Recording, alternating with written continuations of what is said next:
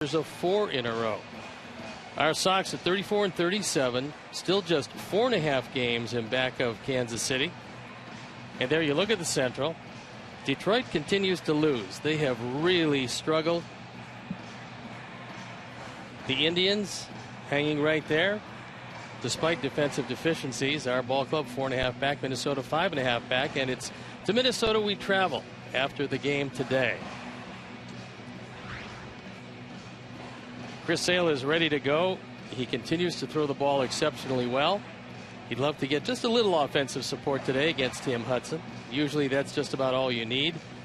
There is the venerable Tim Hudson, who's been around quite some time, 212 major league wins.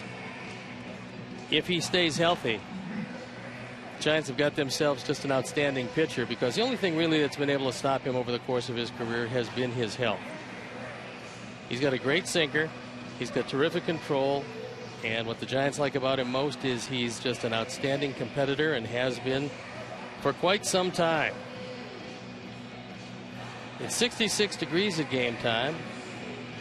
All the rains that were here have moved out of the area. At least we certainly hope that another cell does not come in. And this is a pitching matchup that we certainly have been looking forward to. The Sale-Hudson matchup. It's the 4th time Chris Sale's been matched up against the other team's ace. And when that happens, sometimes it's just one mistake. And it was one mistake last time out to a guy who's really hurt him, Victor Martinez. It was a hanging slider. Martinez hit out of the ballpark. That's the one run Chris gave up, and that's the run, unfortunately, that did him in.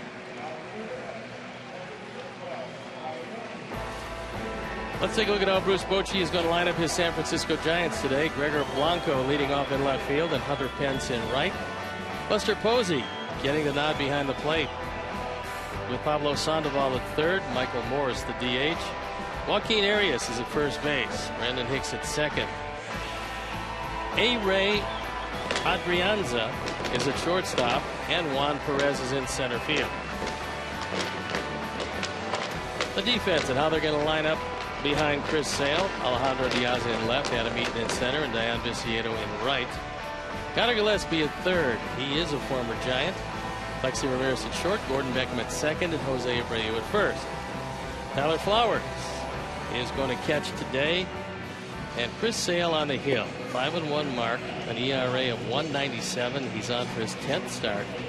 Bonus hitting a paltry 152. That's one of the best marks in baseball. 31 hits and 59 in the 3rd innings. And you can tell he's got excellent control. He's got a wonderful walk to strikeout ratio. It's in the neighborhood of 7-1. And the umpires for the game today: Mike Everett behind the plate, Chad Fairchild at first, Vic Carapazza is at second, and the crew chief Bill Miller is at third. And so after a delay of about, and it will be around 22 minutes, they're throwing the ball around the infield, which means we're ready to play baseball, and I'm ready to turn it over to my play-by-play partner, Ken Harrelson. All right, Stone Pony, thank you. And once again, good afternoon, everyone, and welcome to White Sox baseball right here with WGN Sports. So happy you could join us for the finale of this brief 2-game set and this homestand. Gregor Blanco gets set to lead it off. He's the left fielder, and he comes in hitting at 246 with no homers and 14 RBIs. Certainly have to watch the bunt, and with that in mind, Gillespie and Abreu both in. And the better the left-hander, the more you've got to watch the bunt. And I wouldn't blame him, because Chris has no day at the beach to face from the left side. So Chris ready with the first pitch of the ball game, and is taken for a strike. Giants come in hitting at 251 as a club with a 3.34 team ERA. They are 20-13 on the road, 23-15 at home. So it'll be a 12-minute delay.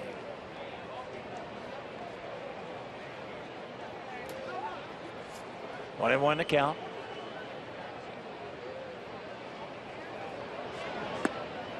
Breaking ball, oh yeah. And here at the ballpark, 330 down the left field line, 335 down the right field line, 375 in the gaps, and 400 straight away center.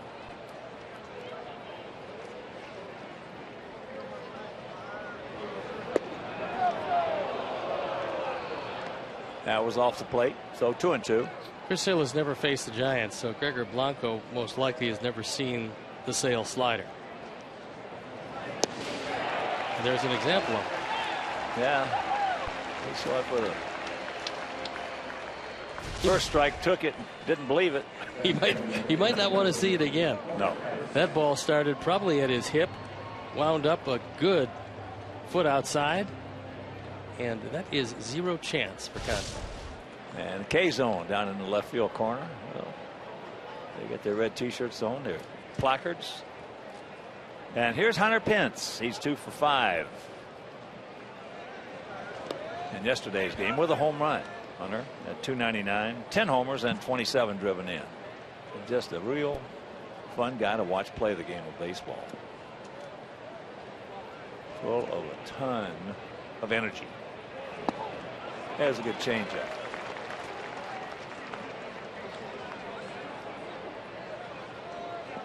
Eric Burns, Hunter Pence guys have that kind of energy. I love to watch them play. Adam Eaton. They bring it to the park every day.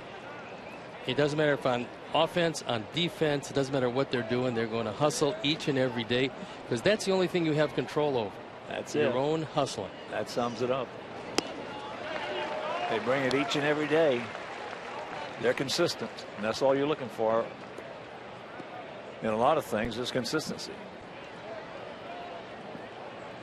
This is the 8th meeting of the year. I'm not the year, but in interleague play between these two clubs. Sox in the first 7 and won 5 of them. And there he goes. He will give it everything he's got down that line. Meanwhile, he gone.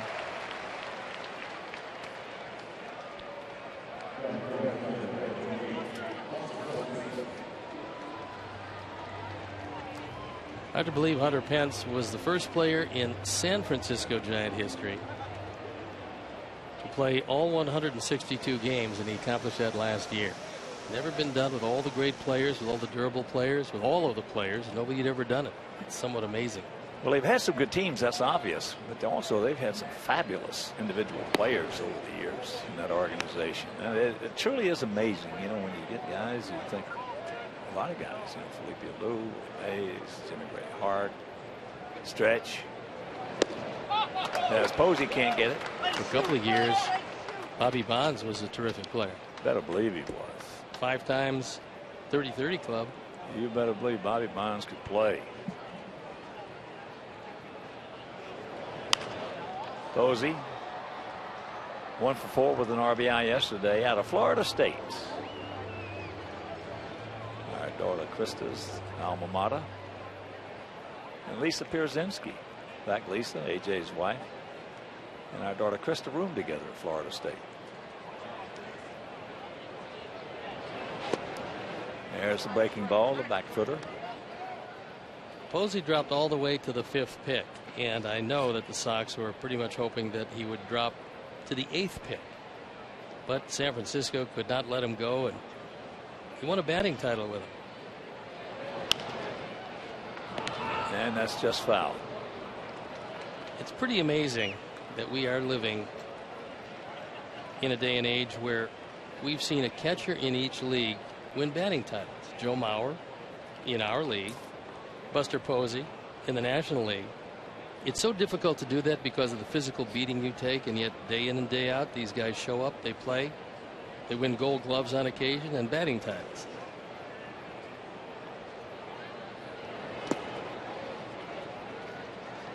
Full count for the 27-year-old catcher. He was the DH yesterday.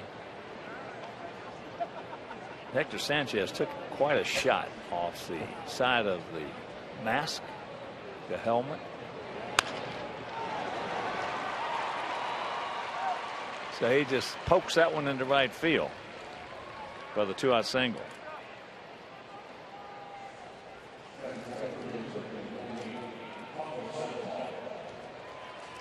If you're going to play behind the plate, you're going to risk this. Buster Posey took one right in the mask. Now he took all kinds of tests. He had to leave the ball game, took some tests as far as concussion is concerned, and didn't have one. And last night off the bat of Adam Eaton. A similar situation with Hector Sanchez. Excuse me, Adam Dunn. Yeah, he's a little bigger than Adam Eaton.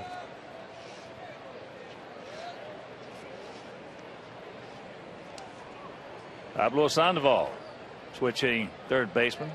9 homers, 29 knocked in, and certainly one of the mainstays on this ball club. He is a good clutch hitter. As there he takes that fastball, and the count 0-2. You don't mind as much facing him from the right side, although he got a couple of hits in the ball game yesterday as a right-hand hitter, but he's a much better left-hand hitter. 289 as opposed to 205 as a righty. Short lead by Posey. That's one of the best compliments a player can be paid. He's a terrific 7th, 8th, and 9th inning player.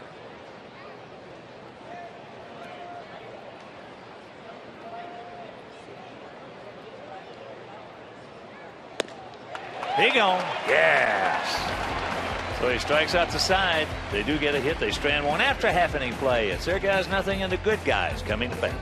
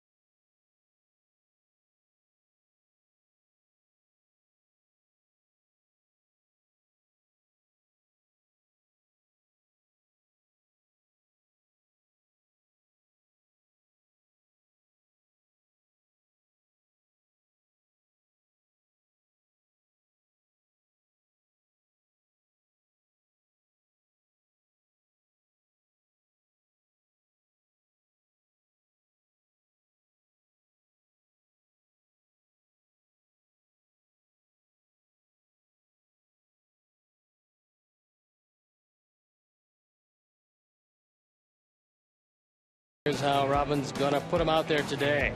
It's going to be Eaton, Beckham, and Gillespie at the top with Abreu, Dunn, and Ramirez in the middle. Viciedo, Diaza, and Tyler Flowers rounds it out. The defense and how they'll line up behind Tim Hudson, Blanco, Perez, and Pence. In the outfield with Sandoval, Adrianza, Hicks, and Arias in the infield. Buster Posey behind the plate. And Tim Hudson on the hill. He's 7-2 this year with a fine major league leading 181 ERA, on for the 14th time, 14th start, 1 complete game, only 13 walks and 60 strikeouts. He's had some career. And before we show you our picks to click, you at home select yours. As here's Adam hitting at 273, a homer. He's driven in 20. 2 for 4 with an RBI last evening.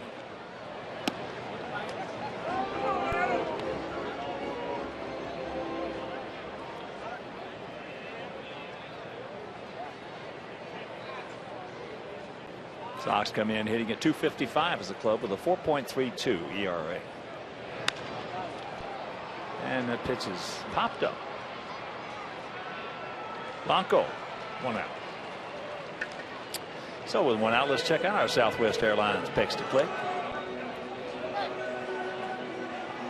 Command our director and the crew went with Diaza. Steve's going with Beckham. And J.J. Shearer and all the great folks at Ditka's. We're going to go with Adam Eaton. Brought to you by Southwest Airlines. Find our fares only online at southwest.com.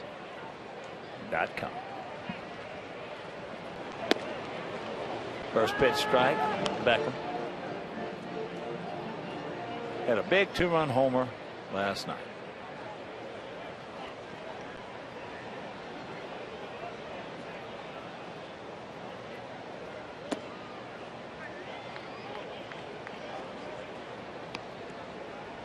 Hudson's best year, not ERA wise, but win wise, was leading the league with a 20-6 record. He led in 2000 the American League when he was a member of the Oakland Athletics. Hopper.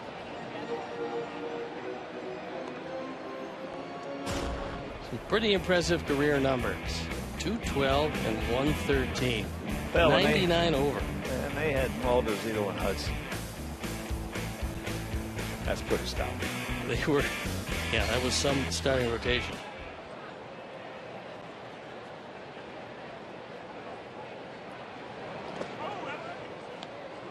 Two and two the count. He came up in 1999. He went 11-2, 20-6, 18-9, 15-9, 16-7, 12-6, all with Oakland. Then they moved him to Atlanta.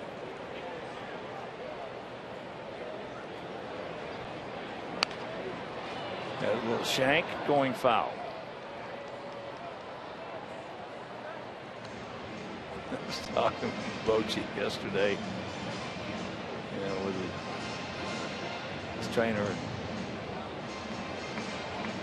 I said, boy, this year has been unbelievable, hasn't it? They both said they've never seen anything like it. I said, yeah, you got a bad oblique. And Bochy puts his hand up. He says, don't say that. That's like saying shank in golf. He says, don't say oblique.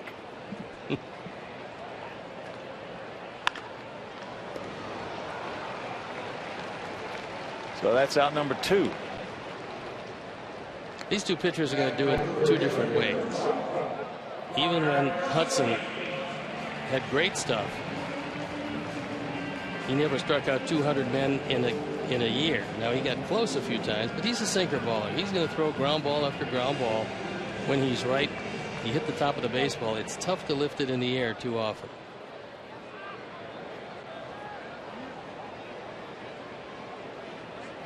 Here's Gillespie hitting at .333. No homers. He's driven in 23. Takes first pitch strike. 2 for 4 last night. Hudson's only given up 4 home runs in 90 innings. In this day and age, that's pretty amazing.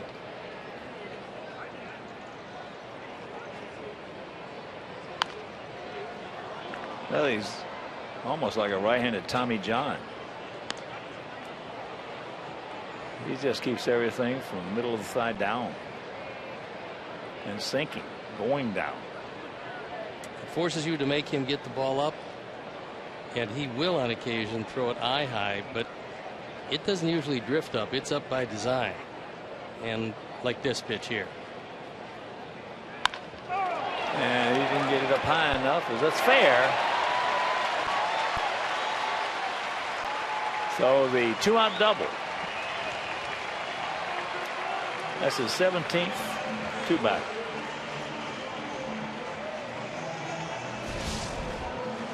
Posey wants it a little higher than this.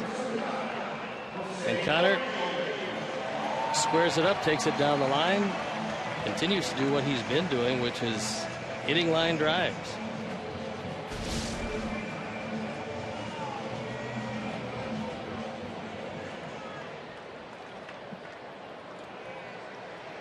So here's Abreu at 265, 19 homers and 51 driven in. Oh,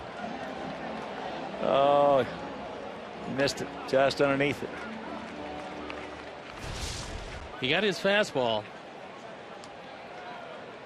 and Hudson got that one up, and that was not by design.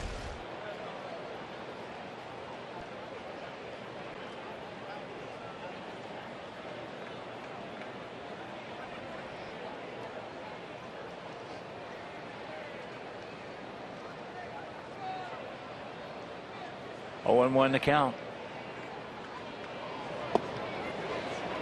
Can't make it 0-2. Well, he has not been the guy who hits his home runs all off secondary and tertiary pitching. No, off pretty good ones. Yeah. Kershaw, Verlander, in fact, twice. First time he saw Verlander, the first time up, and the first time up in this ballpark he saw Verlander. Homered both times. That ball hit hard. Stay in the air. It will. You can put it on the board. Yes. El Cañon, the cannon. And the Sox lead it 2-0.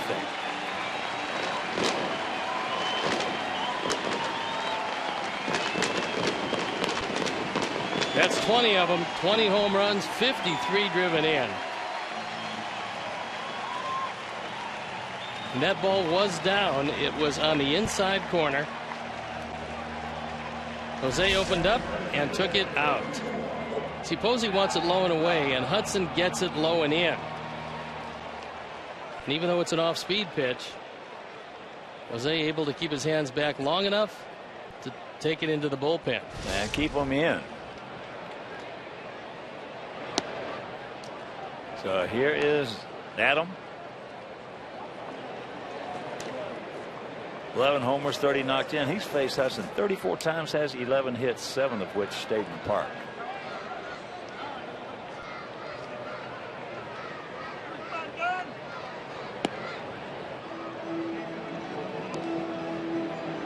And of course, with that home run, the Alex Snellius family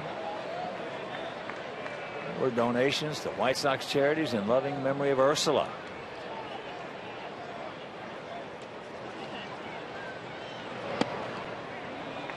Three and 0, turn him loose.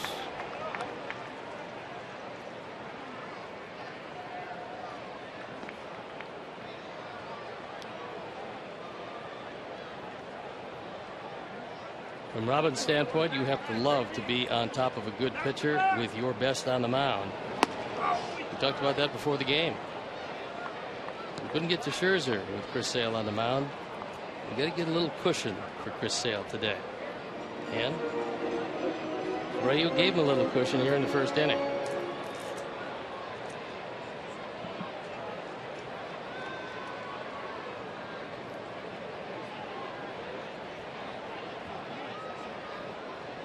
The 3-1 pitch.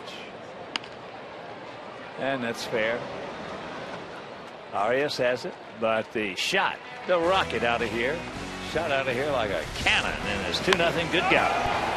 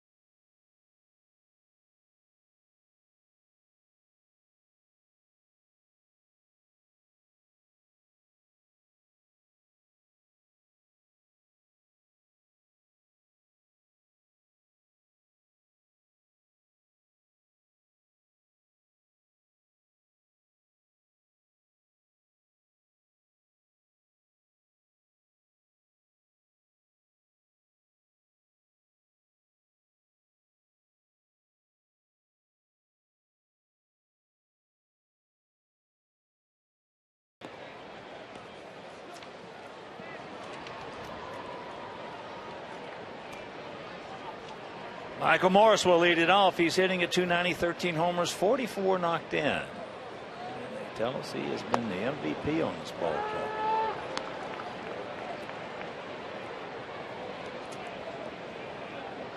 Takes first pitch strike.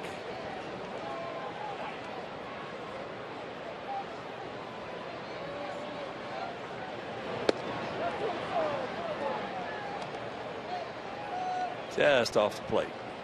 He was originally a third-round pick of our Sox back in 2006.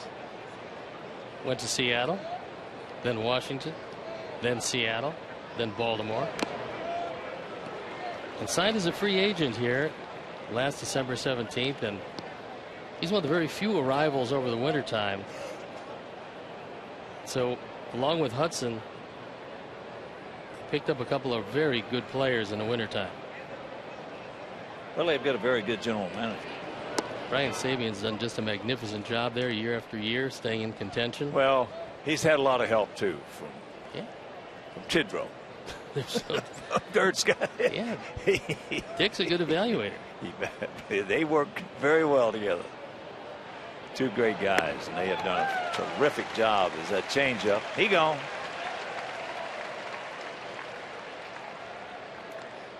So here's Joaquin Arias. They've got a lot of good people in that Giant organization.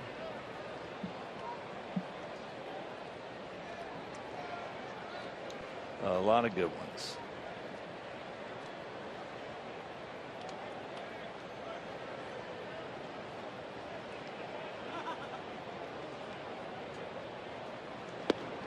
Starts him off with a changeup. Joaquin hitting 177, no homers. He's driven in 7.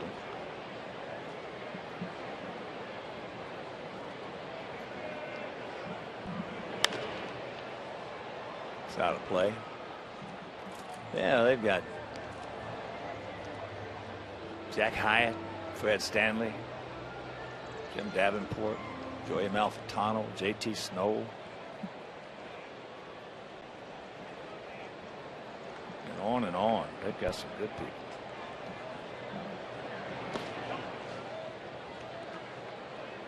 Tony Siegel, another good man. Felipe Alou, another good man.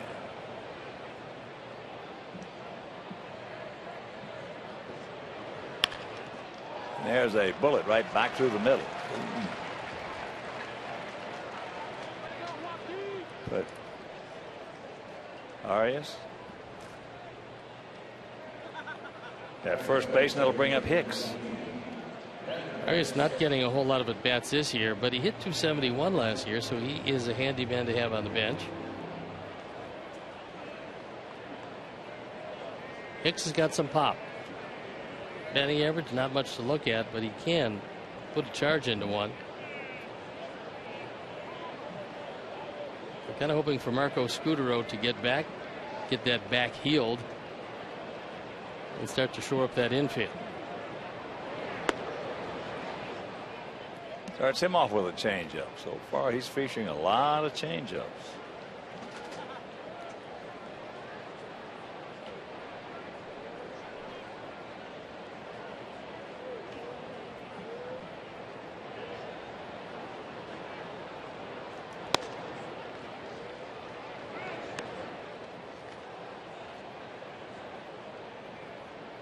Tim Flannery, third base coach, going through his set of signs. Roberto Kelly, the first base coach. Another changeup.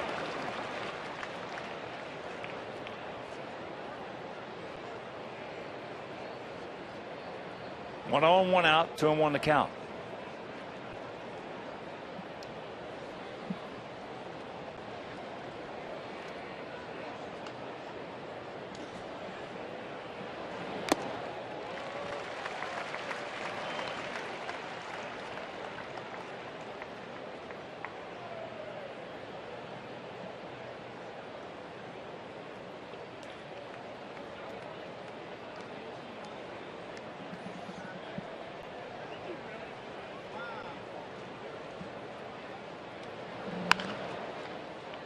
And that's foul. And you go down to their minor league system. They got Henry Cotto, Lee Smith, Sean Dunston. We saw Sean Dunston here yesterday. He was with the major league team, so Yeah. I'm sure he's helping him out. And Lee Smith can certainly talk to anybody about closing.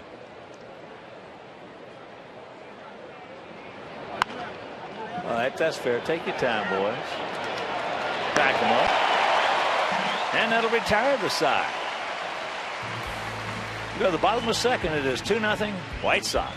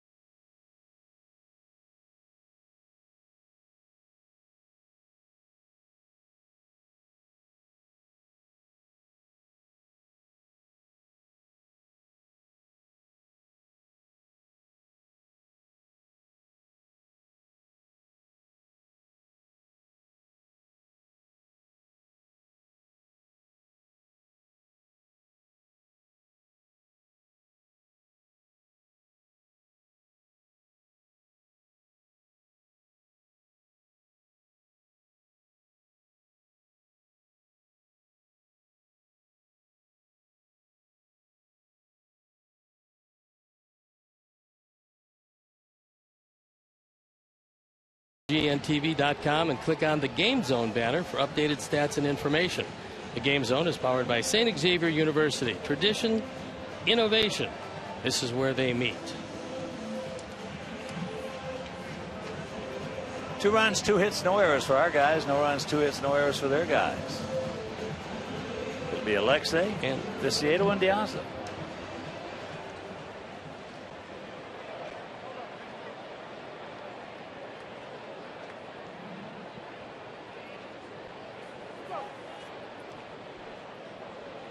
Alexei hitting at .310, 7 homers and 36 knocked in. He has 5 at bats against Hudson. 3 hits. Takes the bunt, takes a strike. Some of the other people that they have in their system. Russ Mormon, managing in the Eastern League at Richmond. Former White Sox player. Good man. Good man, Russ. Ross Grimsley. You know Ross. I do. 124 wins in the big leagues.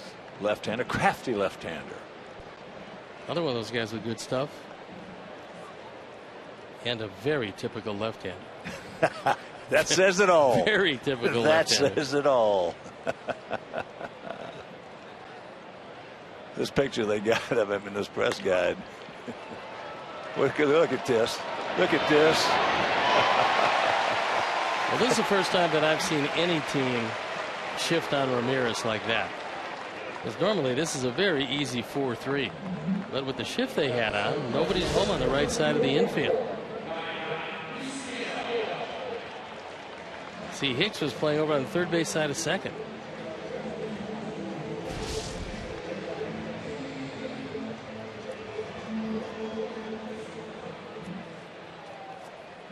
So here's Viciedo. At 248, 6 homers. He's knocked in 23.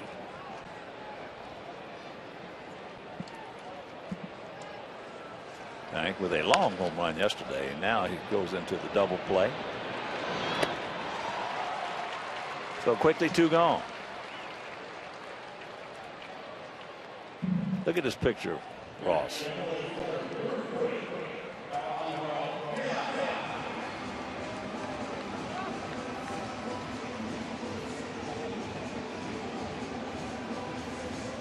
I remember him with a whole lot more hair.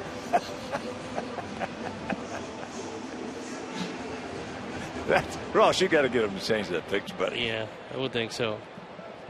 I used to live, a little better looking than that. We used to be neighbors, Ross and I. So here's Diaza.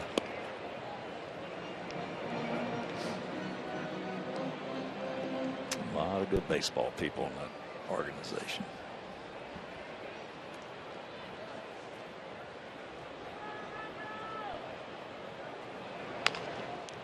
And yanks that one a little foul. So the count 1-1.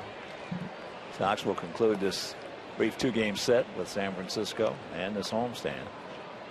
Steve told you we'll head on out to Minnesota. It's going to be a tough trip. Minnesota for 4, Baltimore for 3. And that's a fair ball. Right by Arias. And now he's going to go ahead and he's going to cruise on into third base with his second 3-bagger.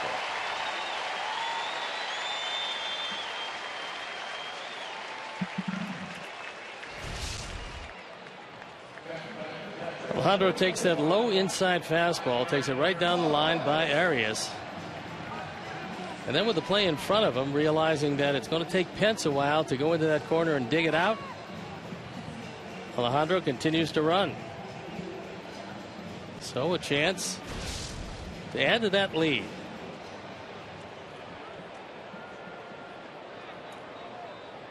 Here's Tyler. 0 for 2 yesterday with an RBI. Had a real good at bat with the bases loaded. Finally drawing a walk.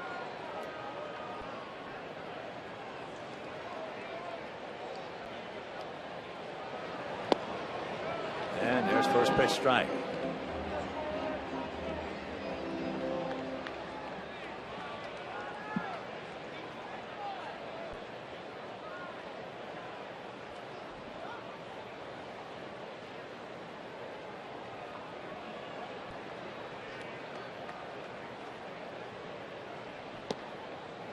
Lays off that one. Count evens at 1. Come on, Tyler, get yourself a knock.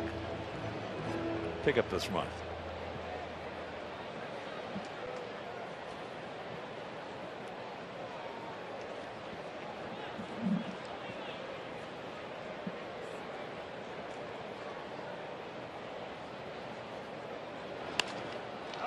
There's a little pop up. Can of corn. And that'll retire the side and get a couple of hits. Can't do anything with it. We'll go to the third, leading 2-0.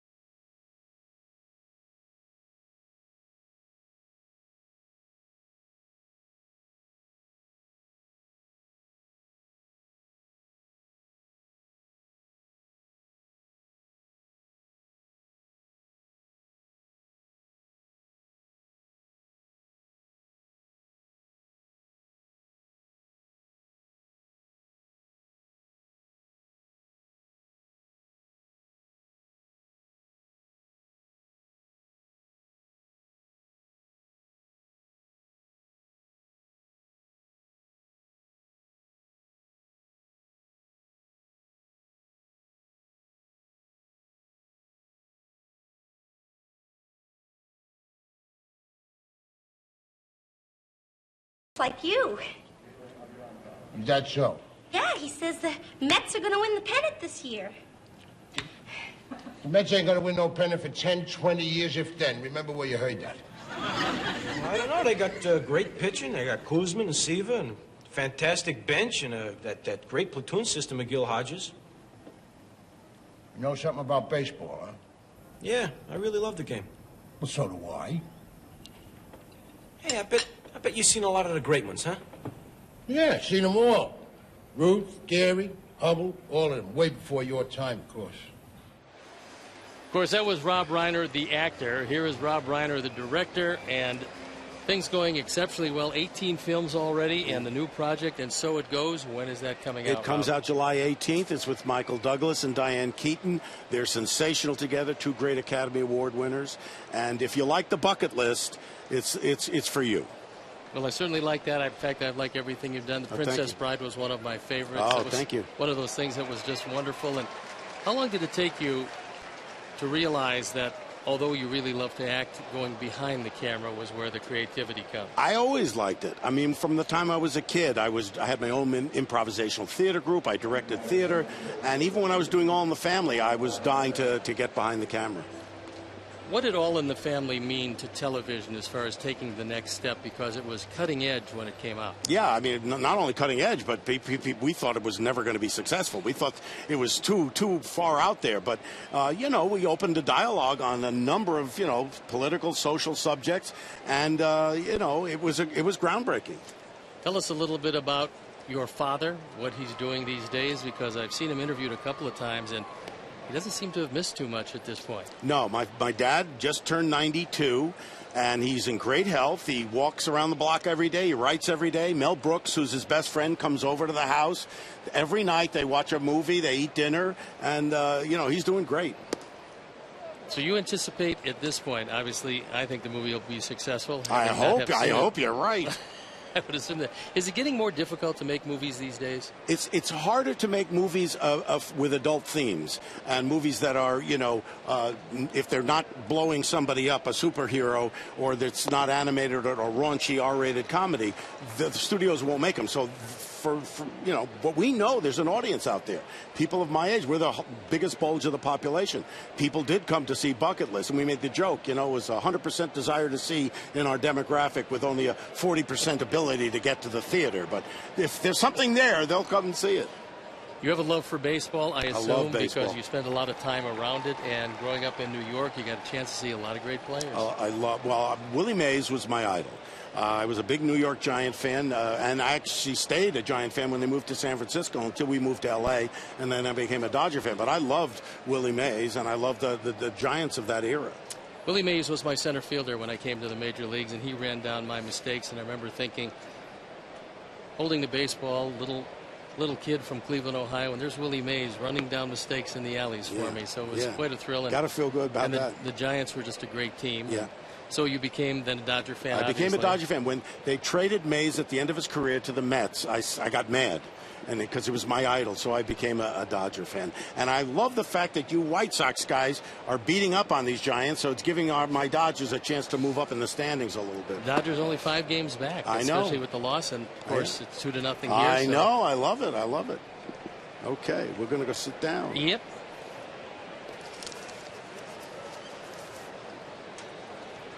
Give you a gorgeous view of the ballpark. Yeah, I've been to this park before. I've taken my son on a baseball trip every year from the time he was 9 years old. We'd go to 3 or 4 parks, and we came here. But we haven't been here since all the renovations, and it's absolutely beautiful. I mean, it really is amazing what you've done to this park. They did a terrific job. They made it a little more intimate. The food is outstanding. Well, we used to rate the best ballpark and the best hot dog, and it was Comiskey at the time, now U.S. Cellular. It is the best hot dog in all of baseball. How long you be in Chicago? I'm going to be here through tonight, and then tomorrow we go to San Francisco. That's just a great way to come to the ballpark, to enjoy it. Fortunately, the weatherman cooperated for us. Yes, he's holding off the rain. We started actually in Boston in this tour, and I threw out the first pitch there. I threw a big Ephus pitch, a big Bill Lee special. He struck me out on that pitch one time. He did? Yeah. Really? One of the most embarrassing moments of my whole career. Yeah. I saw Louis Tiant there, and he said he taught Bill Lee that pitch. I don't know if that's true. Well, Louis was one of my favorite teammates. Yeah, he was a great ball player. And then today I got to throw out the first pitch, so I just threw a regular I had no idea you were this big a baseball fan. Love baseball. Love it. Bob Graham was telling me you know a lot about it. I do. I mean, if I had to finish my directing career, I certainly could have a career in broadcasting. No, don't finish that career. I don't want to take your job, though. You guys do a great job. And I'm a good friend of Ed Farmer's. And let's take a look at the first there pitch. I am. Let's see if it's a strike. Well, yeah, there we go, strike. Well, if you're a friend of Pretty good. Farmio's, you're hanging around with some seedy company. Yeah. Okay. Okay. All right. They're giving you the hook. You're giving me the hook. Well, I tell you, Rob, it's just a joy to have met you, buddy, and enjoyed you so many years. What you've done. Thank you so much. Really, just a genius. Thank in your you. field. Thank you very much. It's great to see you guys, and beat up on these Giants for me, will you? You got it. So my Dodgers can move up a little bit. It's nice to see you. Great to see you. Okay, It's great to see you. Take care, buddy. Rob Reiner. Wow, what a captain of entertainment. There's a little shank into left field. So Blanco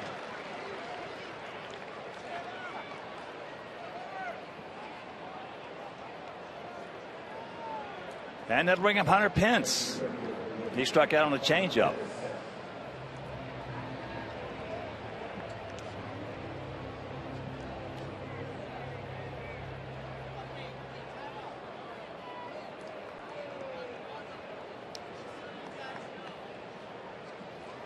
Pence came in hitting at .299, 10 homers, 27 RBIs.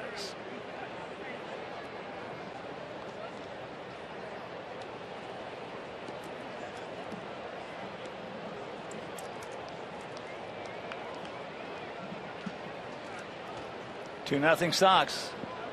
Steve, I know you were talking with Rob right there. Chris Sale showing an inordinate amount of changeups. You know, well, let's wait for the resolution of this one. Can't get him. Pence get down that line, but that's out number 2. The only thing I can think of is when you're throwing a lot of changeups, it takes the place of throwing more sliders. And it could very well be that that's one of the things that he wants to protect against, and that's why he's throwing so many changes, because it's not in the scouting report that each and every one of these guys can't hit a change. Yeah, he threw Pence 4. He started him off for 4 straight. So here's Posey. Buster singled into right field.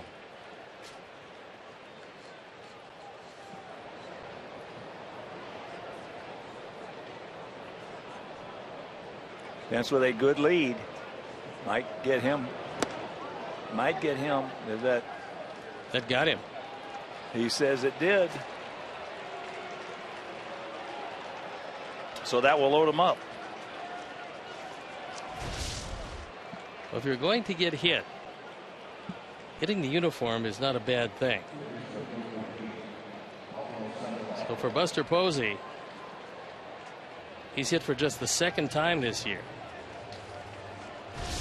And for Chris, that's just the 2nd guy he's hit. So here's Sandoval. He struck out on a fastball.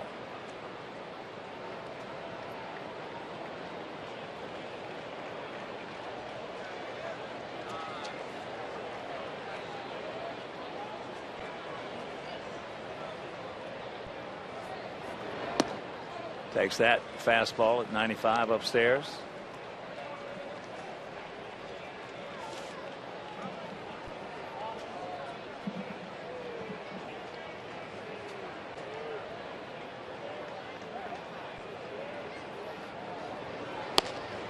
Chases ball 2, and the count evens at 1.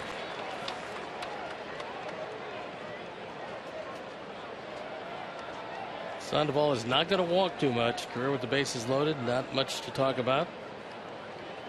Only 19 walks for Sandoval and 257 at bats.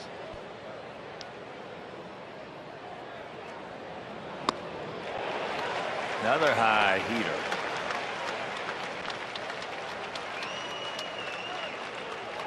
So 2 out, 1-2 the count to the Giant cleanup hitter.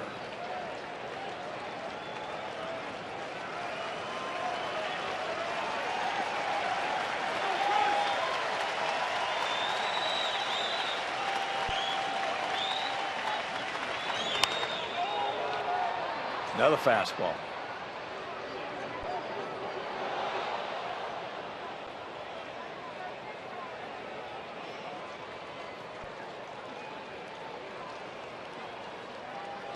A big spot in this ball game, right here, right now.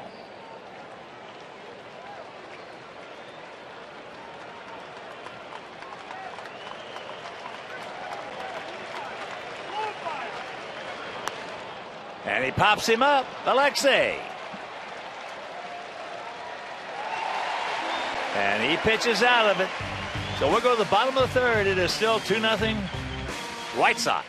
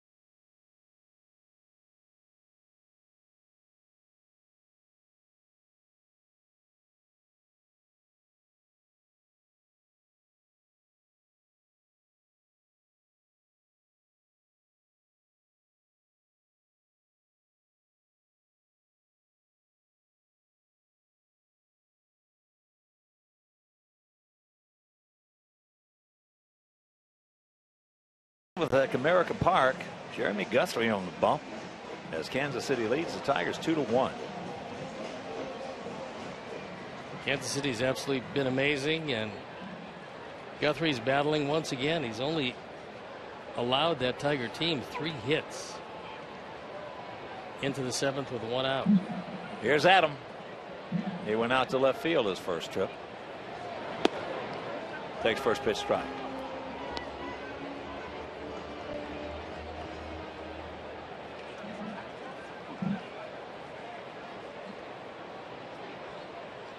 Sandoval in on the grass at third.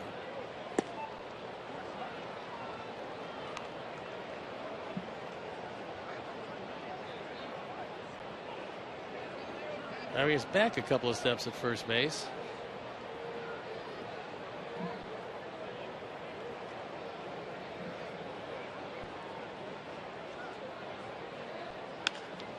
That ball into left field, and that's fair, down into the corner. So Adams going to start us off with a double. That's his 8th two-bagger. J.J. Shure and all the great folks at Ditka's picked a click.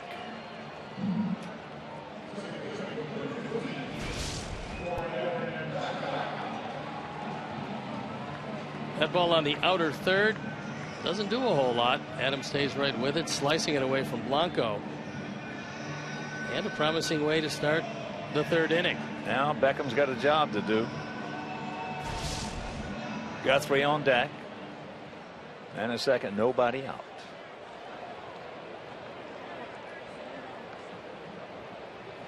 Gordon grounded out to Arias at first base. And he takes first pitch strike.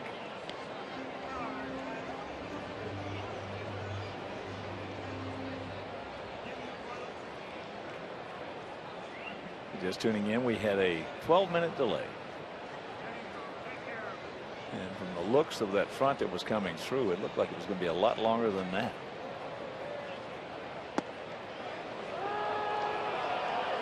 Gordon thought that ball was up. Like Everett thought it was good enough. Puts Gordon in an 0-2 hole.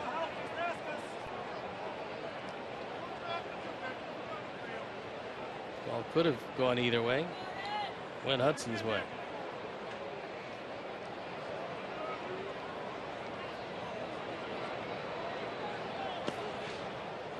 That breaking ball in the dirt, low and away.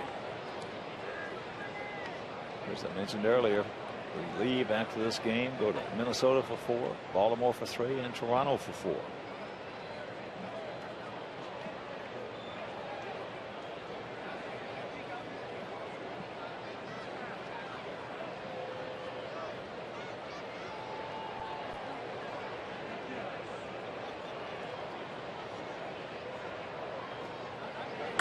That'll get the job done.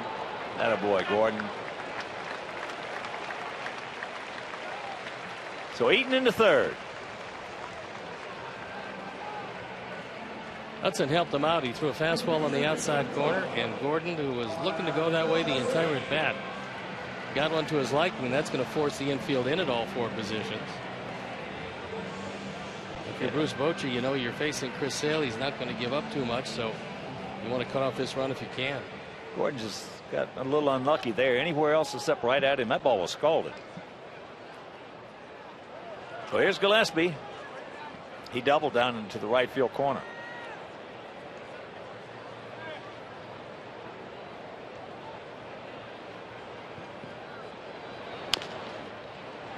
They're going to come home.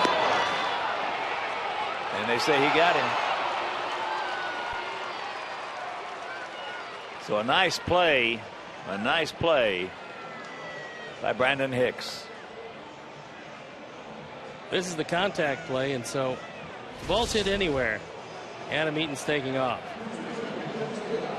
And Hicks gets it there in plenty of time. Posey with the dive, the lunge, and the tag. That's too bad. So 2 down, and here is Abreu.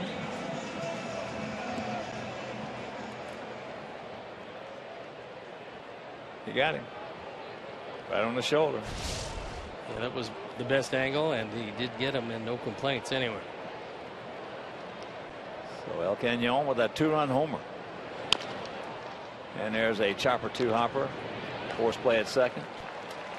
So he started off with a double, can't do anything with it. We'll go to the 4th, leading 2-0.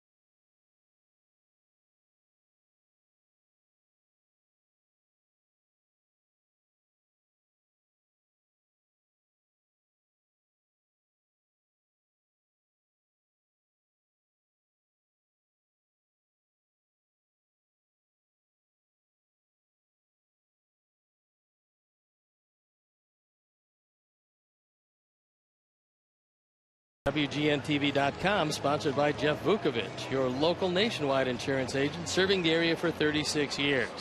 To join the nation, visit jeffvuk.com. Nationwide is on your side.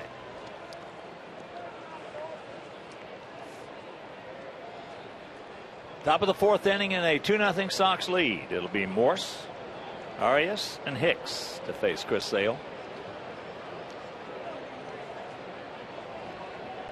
Michael Morse struck out his first trip, takes a slider strike.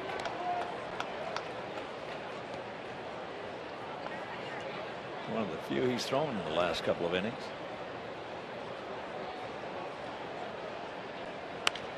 And that change up away. A very good one to get Sandoval to pop that ball up was a slider that just kept on moving in on him, and the only thing he could do was try to take it off the ground and pop it straight up. 7-game hitting streak for Michael Morse, and he's been red hot at .407.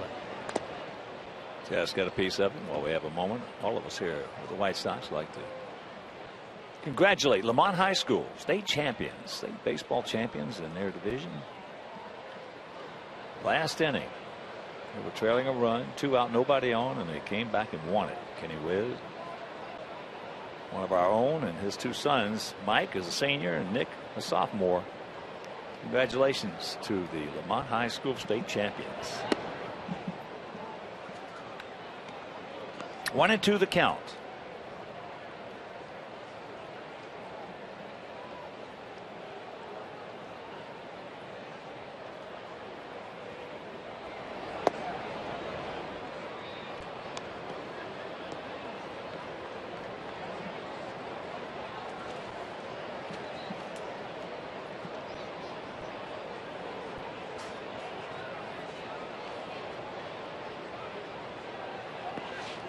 And that got him. So he hits the leadoff man.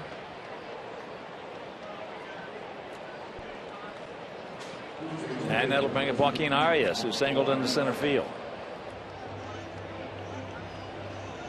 Not the way you prefer to start off an inning, especially with a 2-run lead. But that's the second Giant that Chris has hit.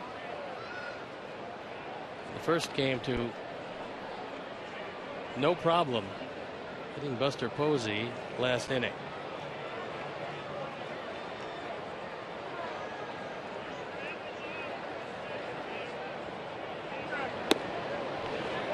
Starts him off with a changeup.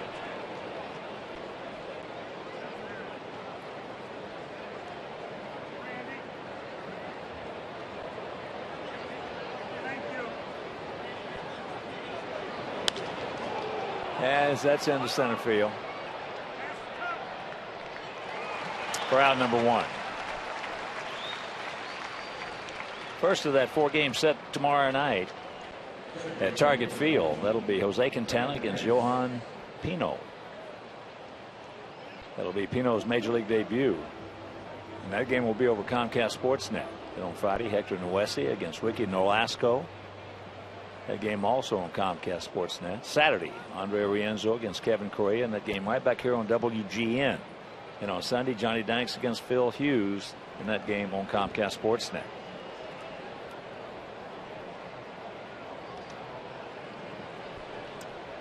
Here's Hicks.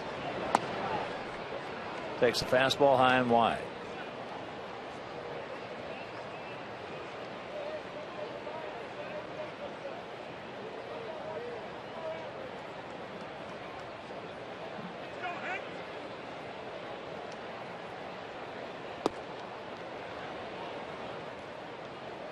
Falls behind 2-0. Now Tyler Flowers going out there to have a word with Chris Sale.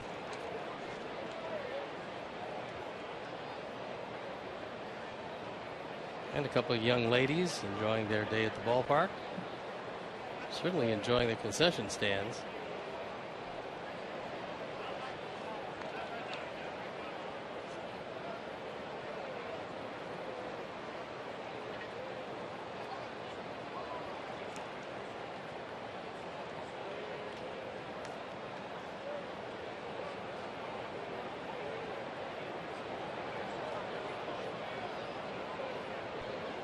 Pitch. Pull the string on it. That was a good straight change in a fastball situation when you've got a hitter with some power. Thinking about only one thing. You go somewhere else and you have him well out in front.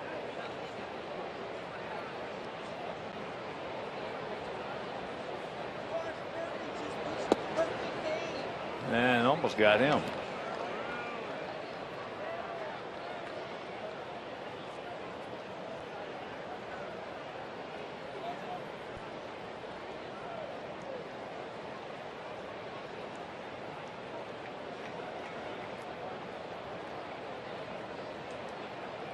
Three-one, and it's full. Taking some other scores for you. Phillies leading the Braves down in Atlanta 10-5. That game on the top of the ninth inning.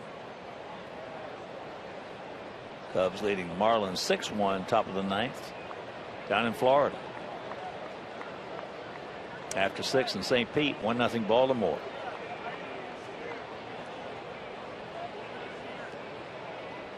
And the payoff pitch. He gone. 2 down. So another changeup that catches the inside corner. Tyler wants it low and away. Chris gets it on the inner portion and gets the benefit of the call.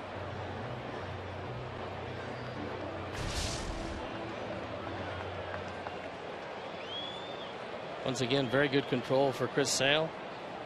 6 strikeouts, nary a walk. So here's Adrianza. Pops him up. Abreu. And that'll retire the side. We go to the bottom of the 4th. It is still 2-0 Sox.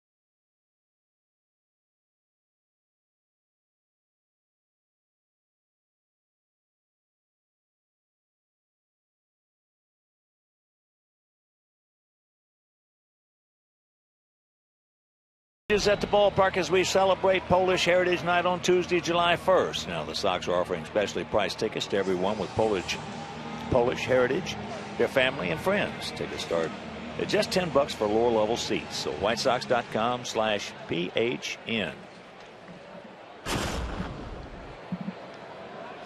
Adam Dunn. He grounded out to first. Takes strike 1. Hudson doesn't mind starting off opposing hitters with a straight change. He just threw one to Dunn.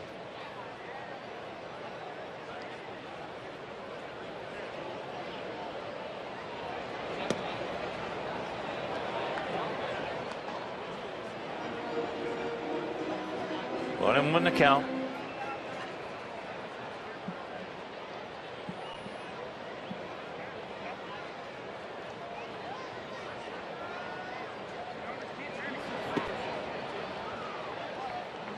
2-1.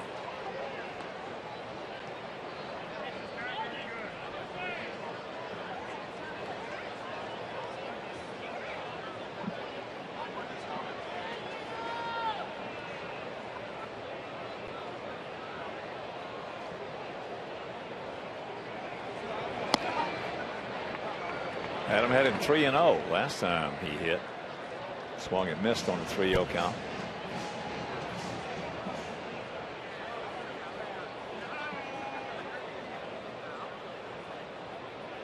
Now the 3-1 pitch. And that's ball 4. So the dreaded leadoff walk. First walk issued in this ball game.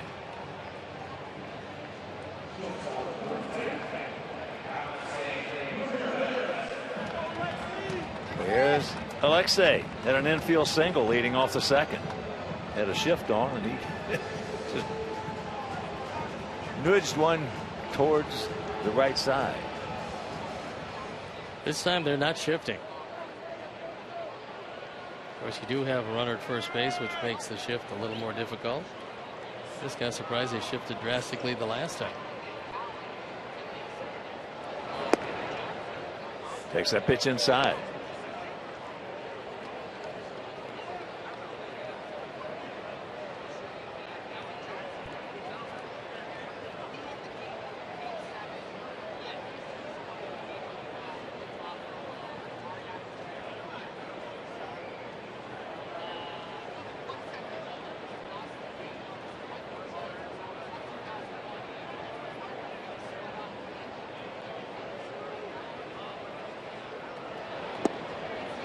That evens the count.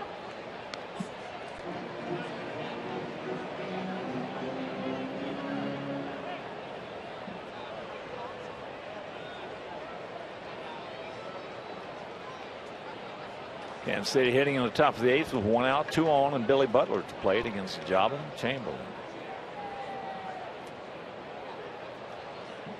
Orioles still lead that game 2-1.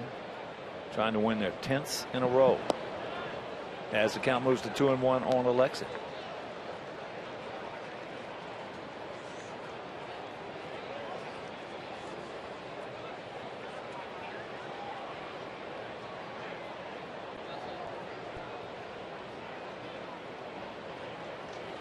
First and 30, Alexei.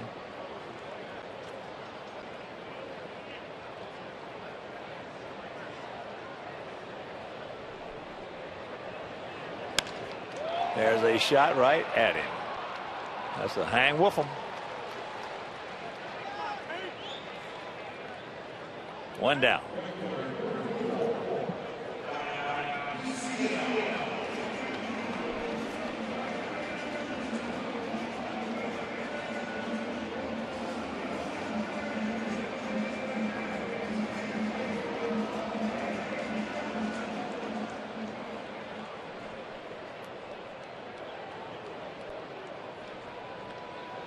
Here's Tank hit into a 6-4-3 double play.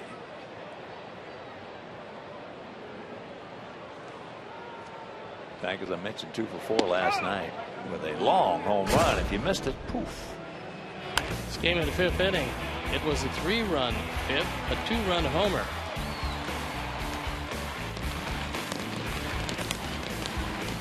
And Viciedo, if he were to heat it up, it'd mean a whole lot to this offense.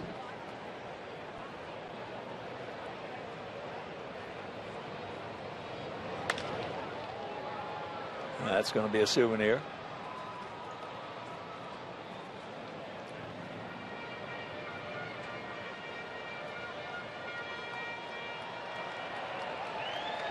There is Nate Jones. He was in the workout room before the game today. He's been throwing the baseball off flat ground up to 120 feet. So at least he's doing a few baseball related activities. Trying to get ready as soon as he possibly can, and he would be a welcome addition to the pen when he gets to be 100%. Yeah, when he and Matt Lindstrom get back, our pen's going to be in fine shape. Real good shape.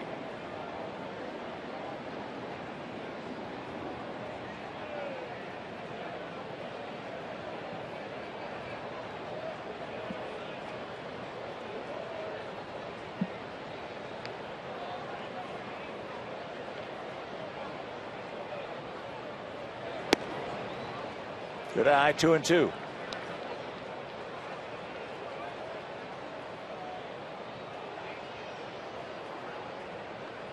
Two runs, 5 hits, no errors for our guys. No runs, 4 hits, no errors for their guys here in the bottom of the 4th, if you're just tuning in. Hudson's made a career out of throwing sinkers in situations like this and having the opposing hitter just beat it into the ground.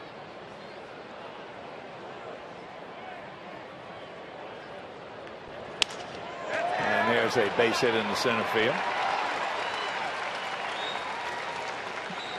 That's a pretty good pitch. It was low and away. Viciedo broke his bat, but got enough of it.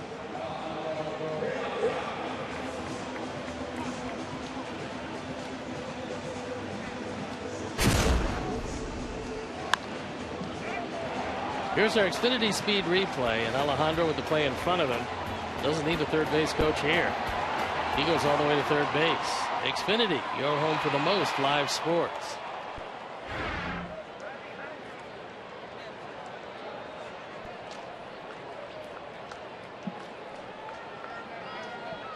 Hunter Pence well off the line in right field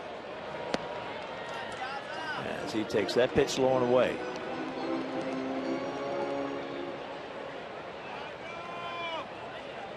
Outfield playing Alejandro as an off-field hitter.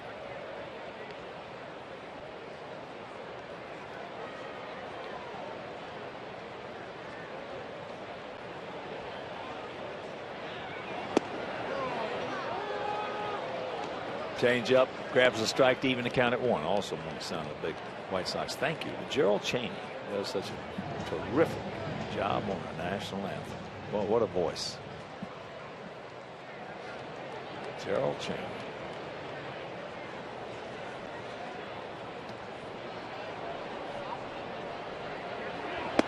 And as most of you know, on a sad note, baseball lost one of our treasures, Tony Gwynn. So our condolences going out to Alicia and the family.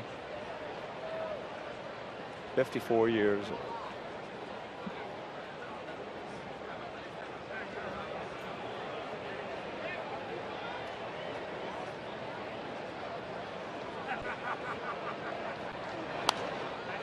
That's fouled away. 2-2. Well, having worked with Tony and seen a lot of his games, his greatness as a player was one thing. His greatness as a person was something else, and what he meant to the city of San Diego will be felt for many, many, many years. Baseball coach at San Diego State, had to take a leave of absence, and he was great with kids and a great instructor.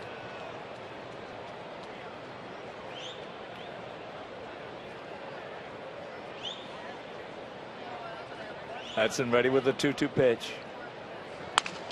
And there's a base hit, broken bat. So that'll load him up.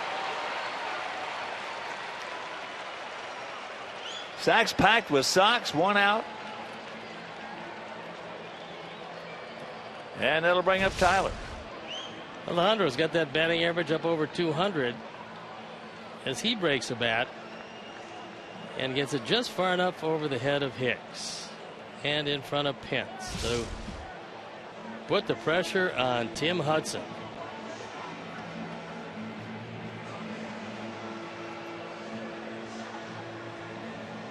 Tim Hudson, with the best road ERA in the major leagues, has not allowed 3 earned runs in any game this year on the road. Tyler 0 for 1 popped up to Hunter Pence in right field.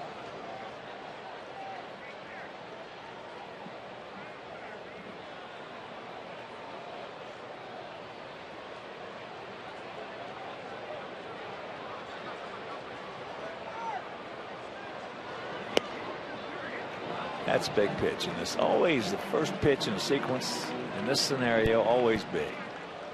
Tyler on top, 1-0.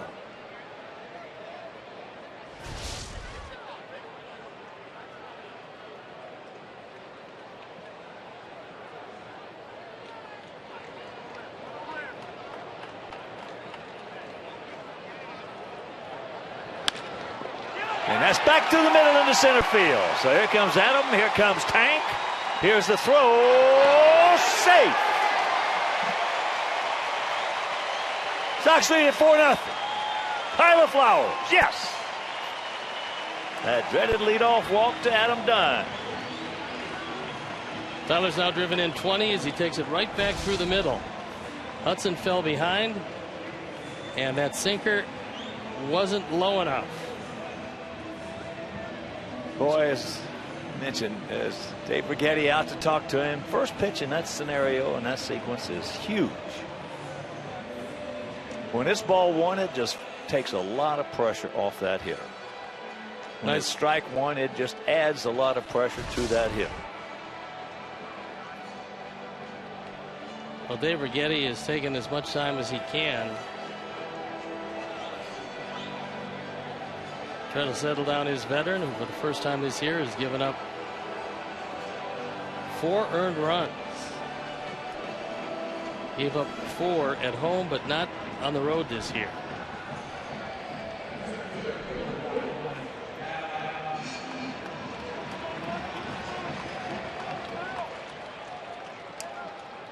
Don't stop now, boys. Here's Adam. Adam 1 for 2, a double.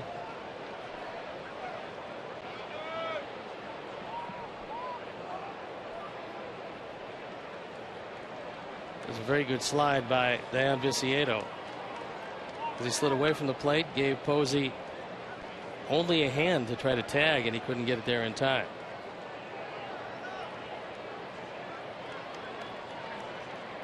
Outfield shifted well around to the left. Yeah, that's foul down at the plate. Nothing in 1 to count.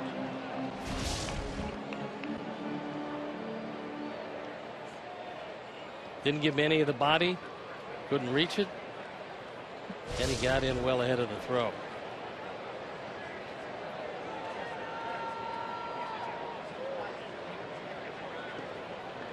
Four runs on 8 hits for our guys. No runs on 4 hits for their guys.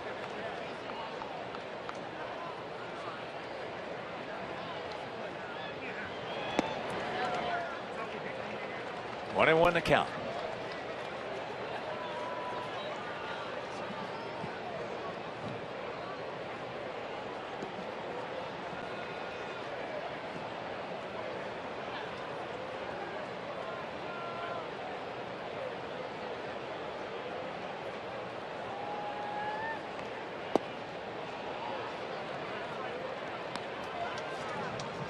One and 2.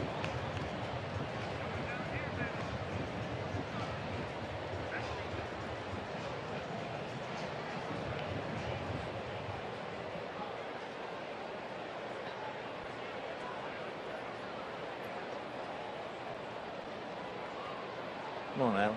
Good 2-strike hitter, buddy. There's a chopper right to the bag. And they just do get Adam at first base. So 2 down, that'll bring up Beckham.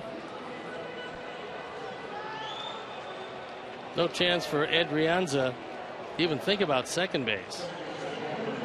And he just barely was able to nip at him at first.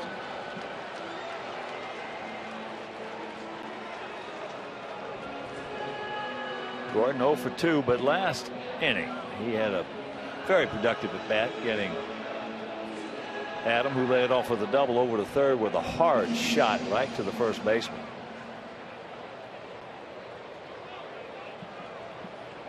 Now we need him to find a hole.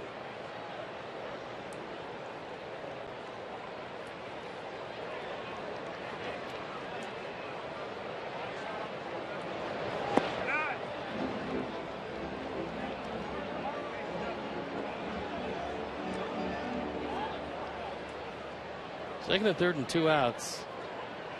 Our boys have not been particularly effective. 8% of the time they've scored this year. Giant pitchers have been pretty good.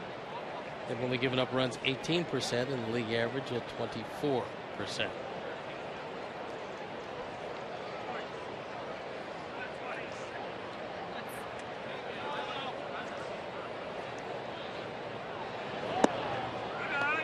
Now he's got the catbird seat. 2-0.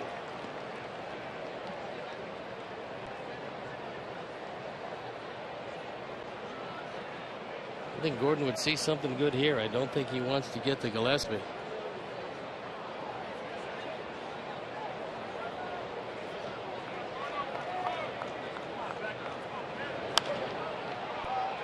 And that's going to be in the seats right side.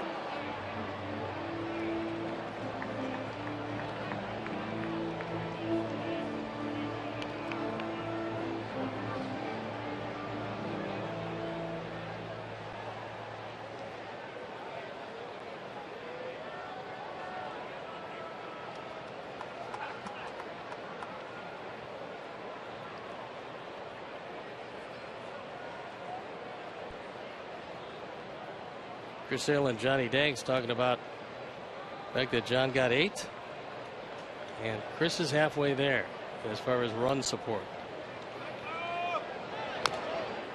Chops that one foul. So 2 on, 2 out, 2 balls, 2 strikes. We're in the bottom of the 4th inning.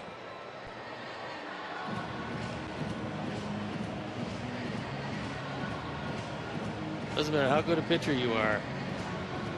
It makes things a whole lot easier if your offense is tuned up. In that 4-game losing streak, the offense only produced 6 runs.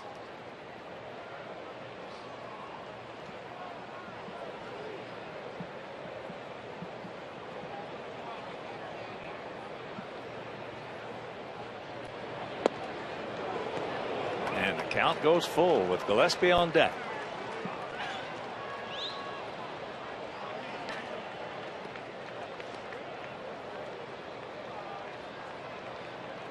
Hudson with his 31st pitch of the inning, so he's really struggled here in the 4th. Gave up 2 quick runs in the 1st and has yet to have a 1-2-3 inning. There's a chopper 2 hopper. And they throw out Gordon, but 2 more runs on a big base hit by Tyler Flowers. We'll go to the 5th, leading 4-0.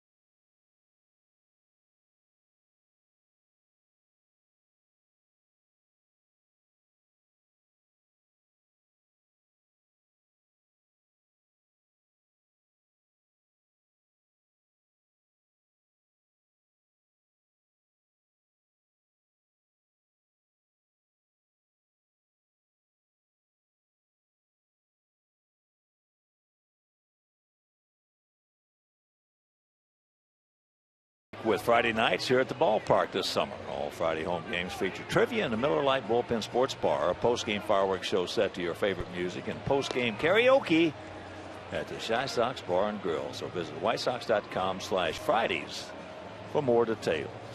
I think Chris has to be aware of here, and hopefully he took a couple of extra warm-ups as he sat for a long time. That was an extended inning. But it's a day that started out very warm. It was up over 90 degrees, and then the storms blew through, took the temperature down in the low 60s. Now it's creeping steadily back up to 71. Now it's an ideal day to pitch.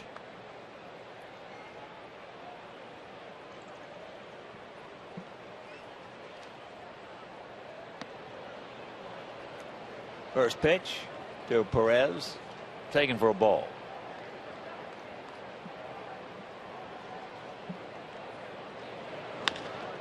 One hopper. So 2 pitches, 1 out. And we'll listen out a big shout out to a huge Sox fan, a little under the weather right now, Sam Ranji. Looking forward to seeing you at the ballpark soon, buddy. And of course, Chris Ranji, our good friend's dad.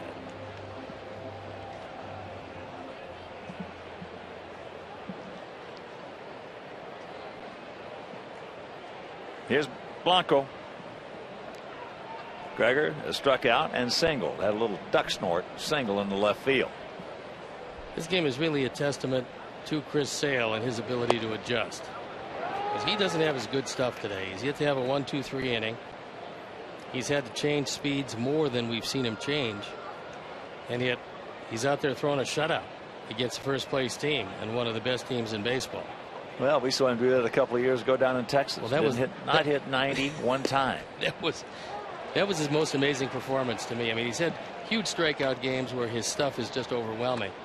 That day in Texas showed that he really understood how to pitch because he had zero. Nothing. I told him that's the best game I've ever seen him pitch. Yep. I mean, he did not hit 90 one time. He had nothing and went out there and shut down a powerful offensive team of the Texas Rangers. That's back through the middle.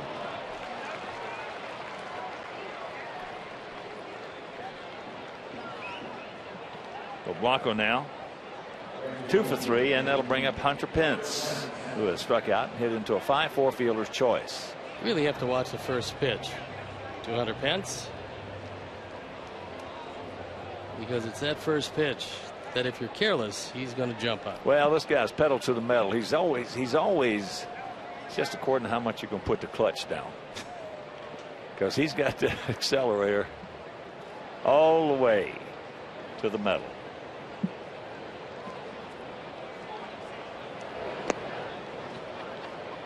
That's blocked by Tyler. Made sure he couldn't hit the first pitch by throwing it into the dirt.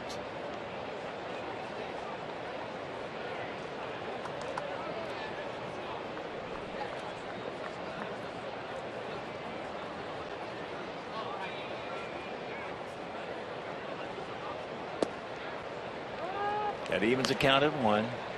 Hunter started his career with Houston back in 2007. He made it to the major leagues at 322. That still stands as his second best mark. He had 324 in 2011 with Philadelphia.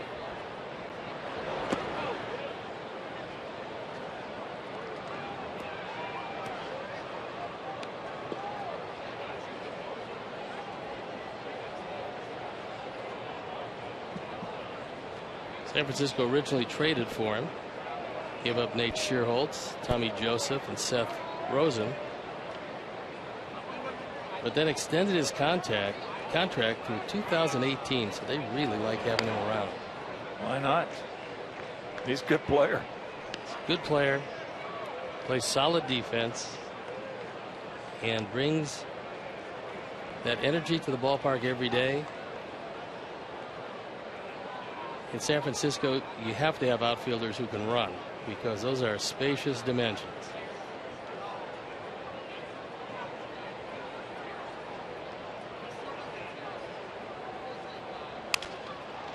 That's into center field. And no, he can't get there. Right off the end of the bat, it broke it. So 1 out, 2 on.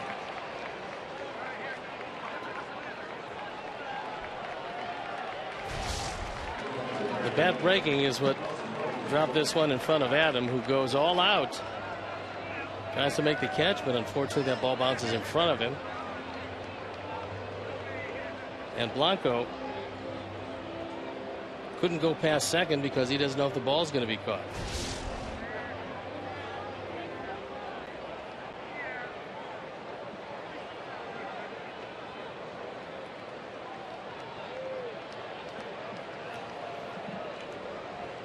So here is Buster, a single, and he was hit by a pitch. His uniform was hit by a pitch.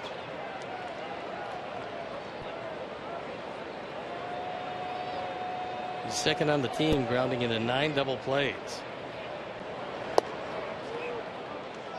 Takes that fastball at 94. 0 and inside.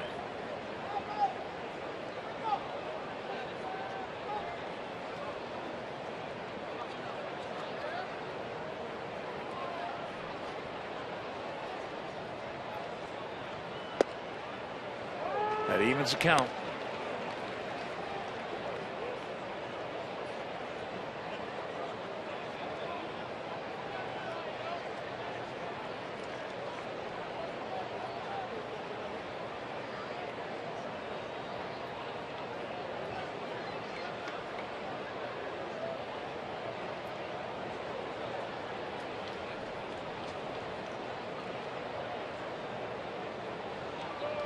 Big pitch right here, the 1-1.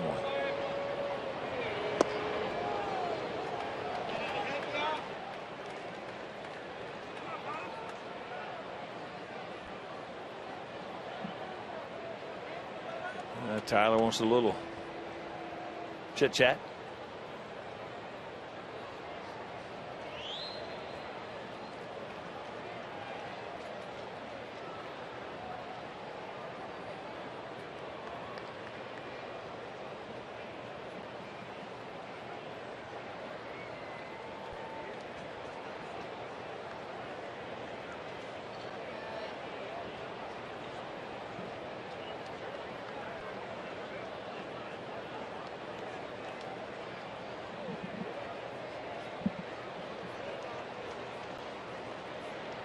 One out, 2 on, and the 2-1 pitch.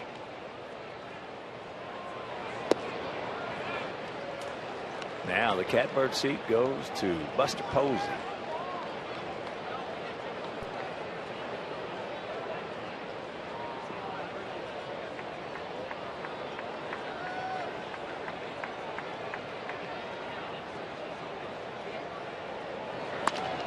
And there's a base hit. So they're going to get on the board. Pence moves into third. It's a 4-1 ball game. Posey drives in his 34th run of the year. And Don Cooper is going to come out and have a word with Chris Sale. Kept this ball away. It was a changeup. Posey does a nice job of coverage here because he takes that ball right back through the middle. They're playing him as a pull hitter in the infield. And it's a 3rd straight single.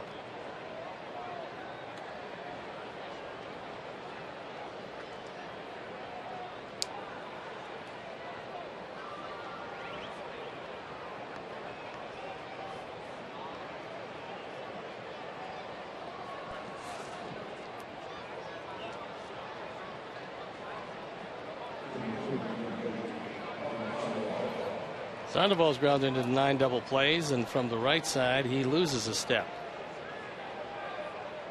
He's 0 for 2 today, a strikeout and a pop-up to Alexei. That pop-up with 2 out in the 3rd inning came with the bases loaded.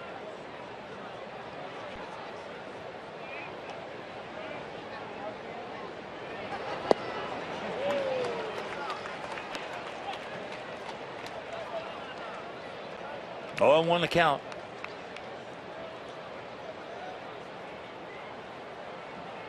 Chris threw a very good fastball in a good location after a steady diet of off-speed pitches. Fastball's looking a little faster.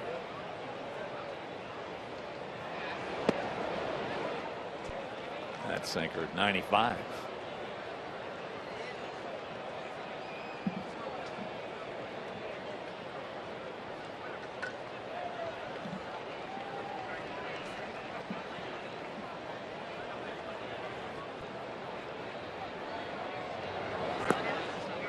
Two and 1.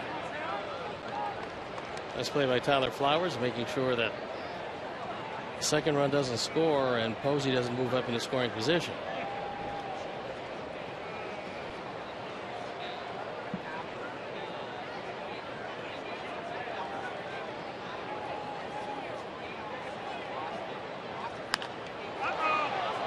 That's into center field. That's going to get Pence home. He gets the ball back in, and it's a 4-2 ball game. Sandoval, his 30th driven in. And the Giants have cut the lead in half.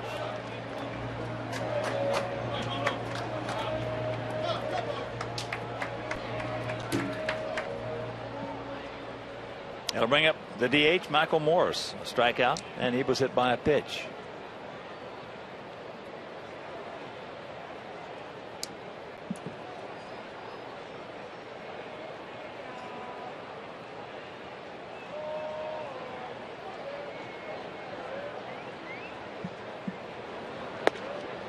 Takes first pitch, strike. Tigers hitting in the bottom of the ninth inning. 1-0 and 2 out, trailing Kansas City 2-1. To win that game, they got to get by Greg Holland, and that's not an easy thing to do. No, he's on the bump. As a count 0-2. Alex Avila at the plate.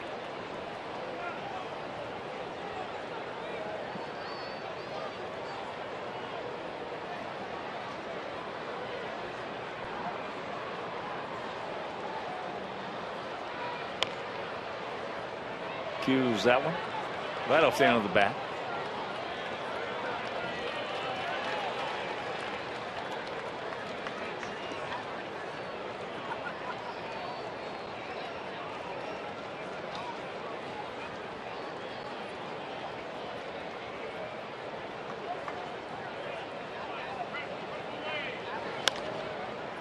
And that changeup popped up. Jose is there. He's good on those pop-ups. Real good. Makes the catch, but they come up with a pair. We're halfway home, leading 4-2.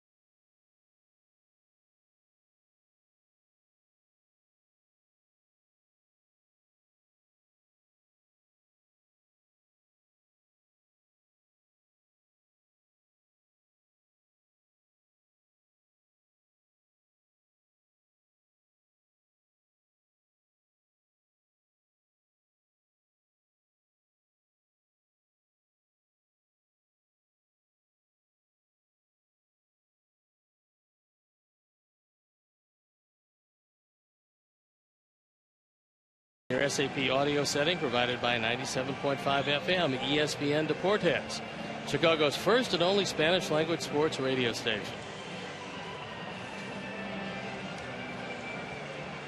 Bottom of the fifth inning in a 4-2 White Sox lead. It'll be Gillespie, Abreu, and Dunn to face the 38-year-old veteran right-hander Tim Hudson, who is 99 games over 500 in his career.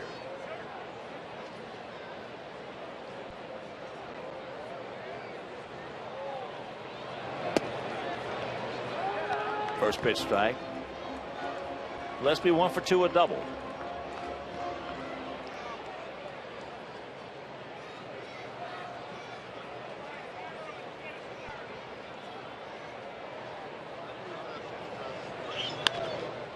And that curveball beats it in the hole. Didn't hit it hard, found the hole. Meanwhile, leadoff man aboard.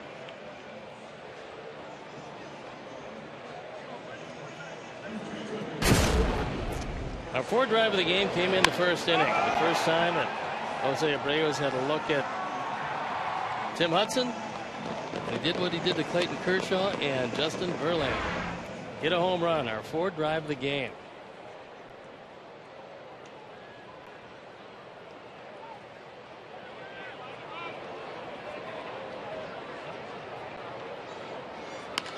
There's a shot base hit. Hunter Pence races over, cuts it off, gets it back in. So runners at the corners and nobody out.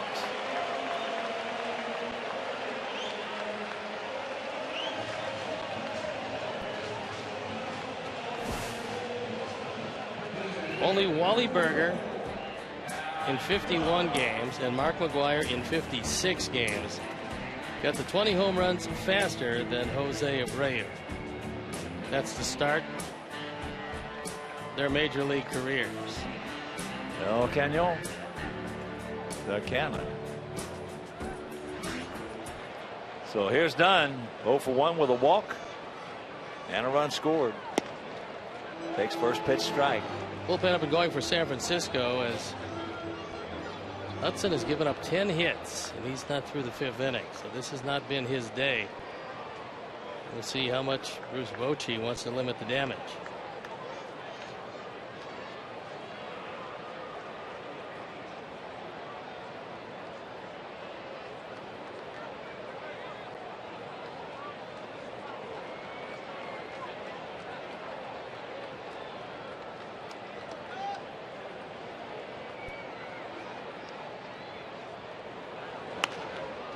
And the count 0-2 with Alexei on deck.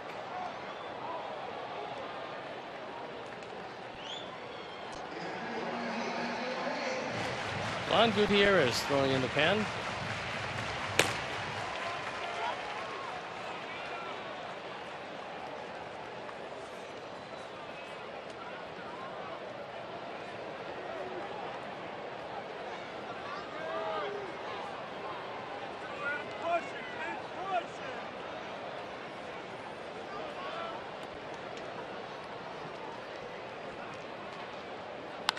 That ball hit deep.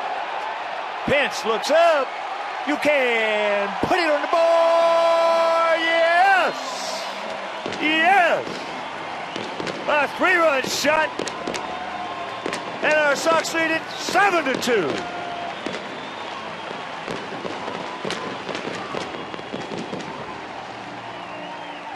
Home run number 12, RBIs 31, 32, and 33. That was a high fastball. And Adam got every bit of it and rode it out of the ballpark. 452nd home run for Biggin.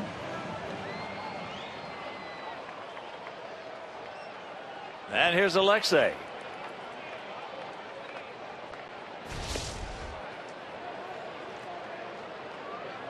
Alexei, and then field single, and then a hard shot line out to Pence in right field.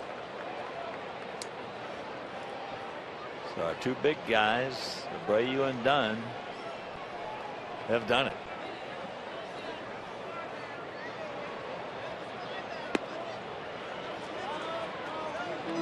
Seven 11-0 for us, 2-7-0 for them. And this is by far harder than Hudson has been hit all year long by anybody. His ERA coming in 13 starts was 181. He'd given up a grand total of 18 earned runs in 89 1/3 innings. 7 of them here in 4+ innings. With his 452nd, he ties Carl Yastrzemski.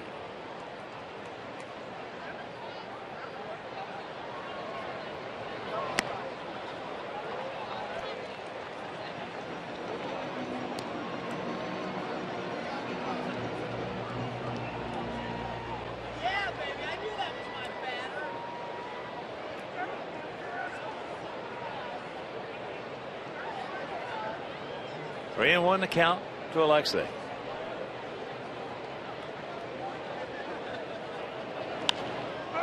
Harris into left field. He dives. Blanco makes the catch. So another hang Wolfham for Alexei. 1 out. Strong play by Gregor Blanco as this ball is hooking toward the line. And he stays right with it and runs it down.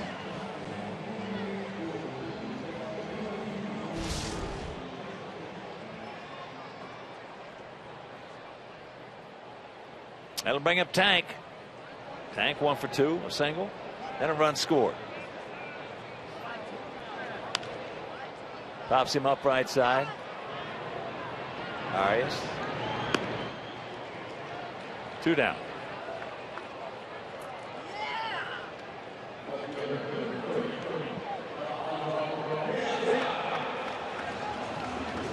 So here's Alejandro. Alejandro, a triple. That's his second 3-bagger of the season, and also a single.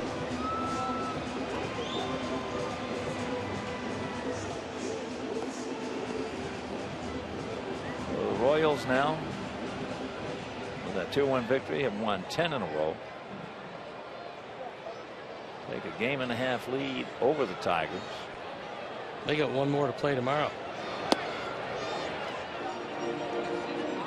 That was a 4-game series. And that'll be Duffy against Sanchez. Duffy against us. He was pretty good. Well, we didn't have a chance. He just dominated us. He was pretty good. Going at 94. That's down into the corner. So now he's going to be a home run shy of the cycle. cycle.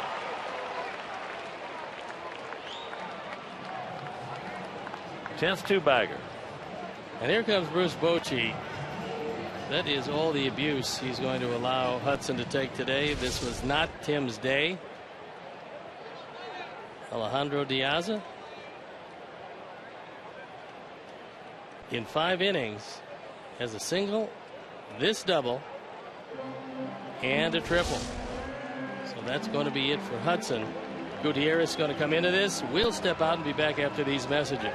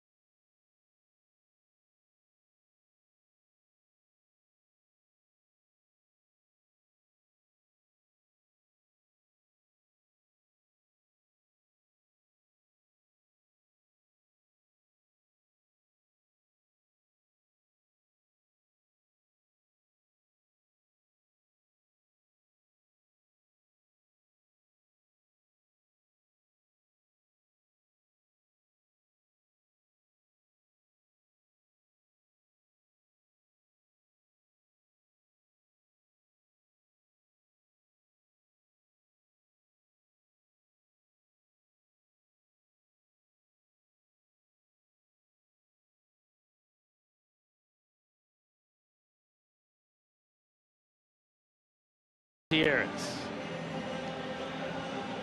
1-2 ERA, 3.69 run for the 30th time. Opponents just hitting .207. That's awfully good. 6 walks, 26 strikeouts. And he's a pretty big man. Little north of 250 at 6'3". He's also been around for a while. Signed by Houston in 2000. Acquired by the Arizona Diamondbacks. Signed by Kansas City as a minor league free agent. And then signed by the Giants as a minor league free agent January 16th of this year. Tim Hudson, well, it just wasn't his day.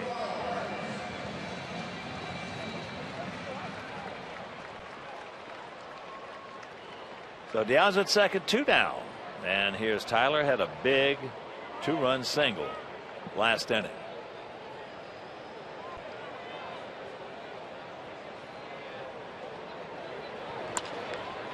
And that pitch is popped up.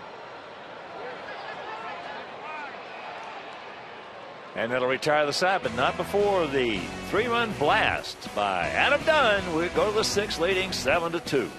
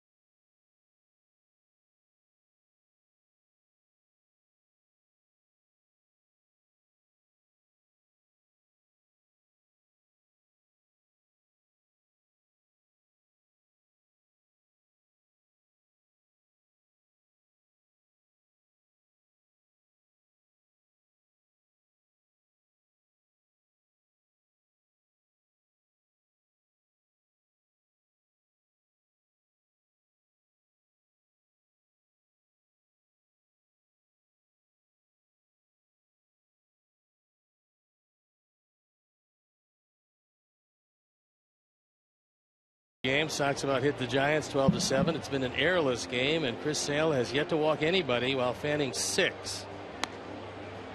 So he's going to look at Arias, Hicks, and Adrianza.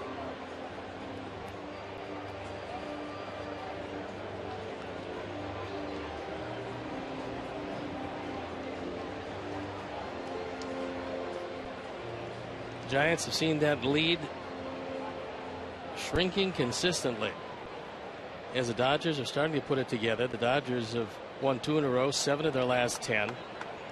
The Giants, if they don't come back in this one, will have lost their 5th game in a row.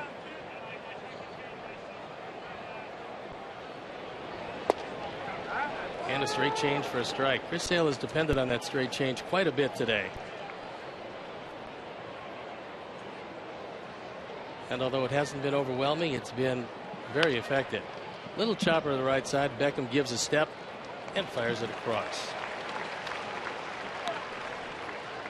And in the West, it's the Dodgers starting to put things together. Colorado struggling. San Diego, well, they're in the same division with Arizona, and both of them way back. But from San Francisco's standpoint, if the Dodgers do get healthy, they're going to have a hard time holding them off. As Brandon Hicks steps up, grounded into a double play in the 2nd, struck out looking in the 4th.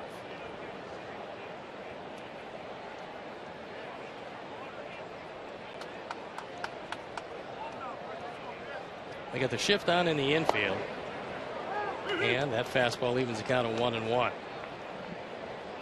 If you weren't with us at the beginning, there was a 12-minute rain delay, and after that, weather's actually beautiful.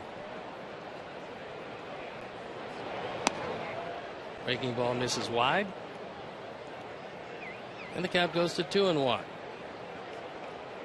Well, this has got to be one of, if not the toughest place, certainly in this country, to predict the weather because of the lake and the winds and the splits that they have here.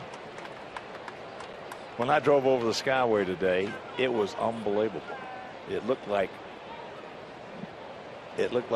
absolutely the world was coming to an end. It's just like baseball. I'm telling you. You hit 300, you're right 30% of the time, you make a lot of money. And that high fastball thrown right by Hicks.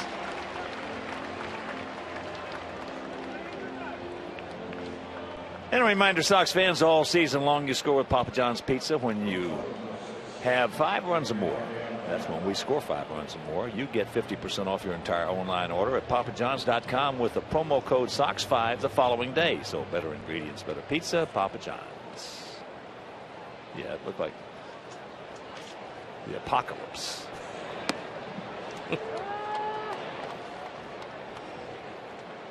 Adrianza 1 for 2.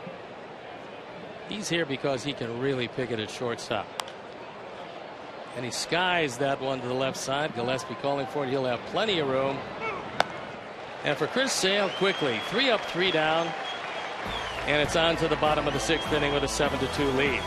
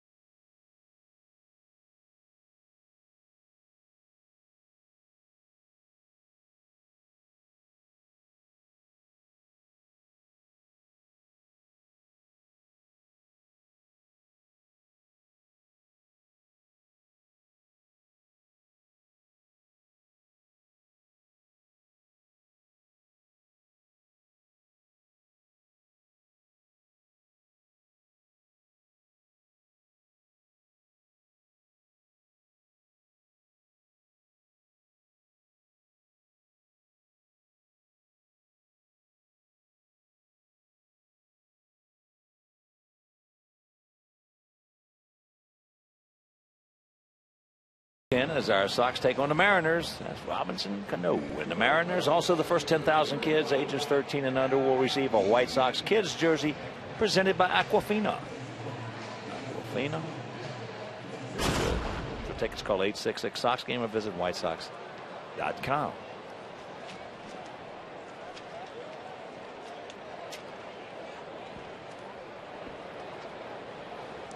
Adam Eaton to lead it off. He's 1 for 3, doubled in the 3rd inning. It didn't come to anything as he was stranded at 3rd base. And he looks at a fastball for a strike.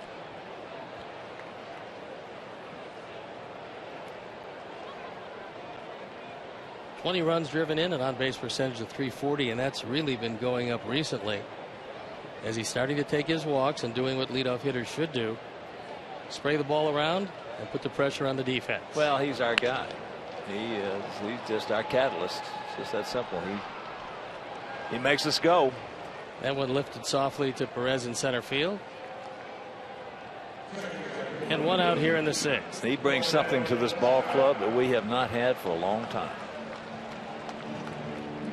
A terrific leadoff man. A ton of energy. He can go get them out there in center field, right center, left center, and he can throw. What's as impressive is the strength of his arm, is how accurate he is with it.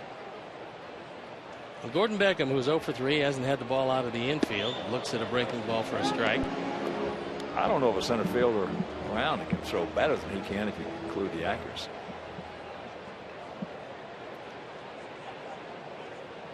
He's pretty good. He might be right up there.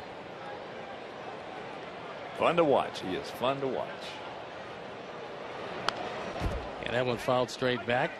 The Giants sent Angel Pagan, their very talented center fielder, to Phoenix to have his back examined. And that for them would be a terrific blow, because Pagan can go get him in center field. He's also a switch hitter, and he's hitting .307. So they will miss him if he's gone for any length of time. That one pops straight up. Hicks calling for it, and he puts it away.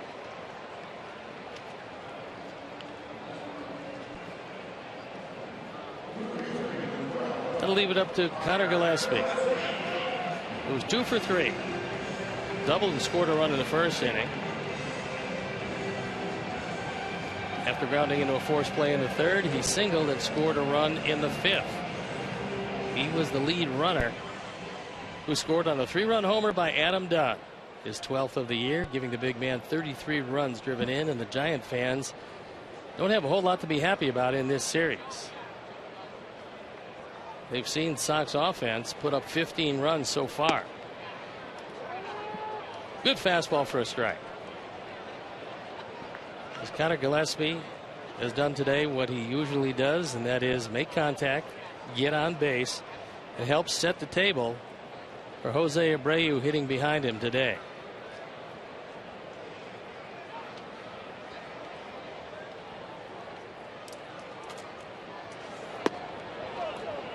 One misses off the outside corner, evens the count at 1-1. It'll be on our charter after the game today, and we head to Minneapolis for the first time this year. We'll take on the Twins. The Twins are really struggling. That'll be a 4-game series. Then it's to Baltimore. 3-game series in Baltimore, and the road trip concludes with 4 in Toronto. And we'll see our crew. Sparky, Mark Seipold, Bonilla. Jackie Cruz won't be with us. She's getting ready to have her second child. Olivia was the first one. Tanya Kaplan, Daniel Corcoran, Elodie Elliott, Carolina Stevens, Julie Seymour, Suzanne Pollock, Mariana, Maria Andrianos. And they treat us very well indeed. Well, it's tough to travel any better than we do. 1-2 pitch. And it's fouled off. Baltimore lost their catcher, Matt Wieters, who had Tommy John surgery. They lost him for the year. And that is a huge loss for the Baltimore Orioles as Jake Petrichka starts to loosen in the pen. Well, Steve, all things considered, with all the injuries that the Giants have had too, they've held it together better than anybody else. It's been somewhat surprising because they've lost players from every aspect of their ball club.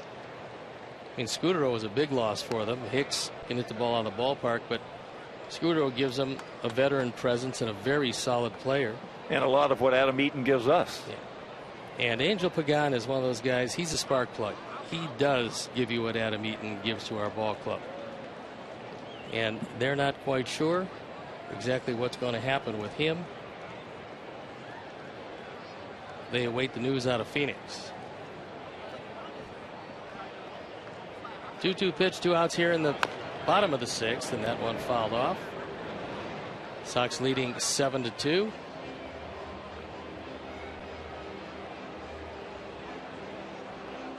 The Cubs 6-1 victory over the Marlins. Jake Arrieta, well, he's been chunking. 11 strikeouts in that game. Pretty good pitcher, and the big news in that one is for Miami, who's having a terrific year. Giancarlo Stanton left that game with a very sore wrist, despite hitting a home run his first time up. He was taken out in the 7th inning, and if he's gone for any length of time, that takes the heart and soul out of that Miami team. And they have been very surprising this year. Yeah, risk contusion. Well, Arrieta's always had the stuff. Looks like now he's putting it together as that's caught. And it's out of the inning, and it's on to the top of the 7th in a 7-2 game.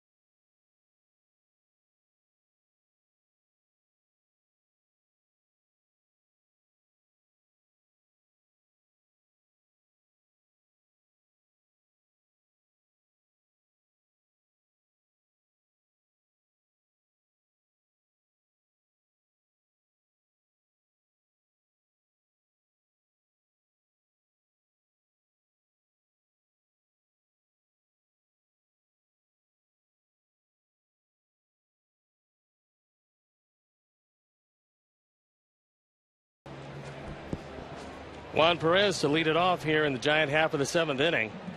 There you see the line score. And Chris Sale, despite not having great stuff, has been pretty tough. So like a man who is becoming a veteran at a very young age, Chris has learned how to move the ball around and win with less than his best as that chopper up the middle for a base hit. So Perez with his first hit of the day. Sox bullpen continues to work.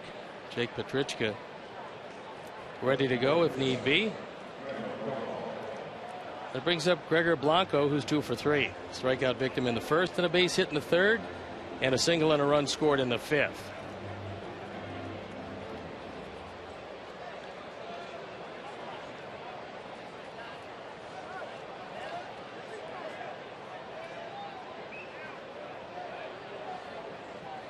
Giants this year equally as effective at home, where they were 23-15, and on the road, where coming into today they were 20-13.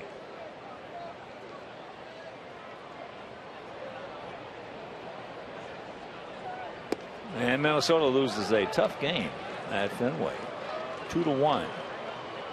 Big Papi and Mike Napoli in the bottom of the 10th go back to back.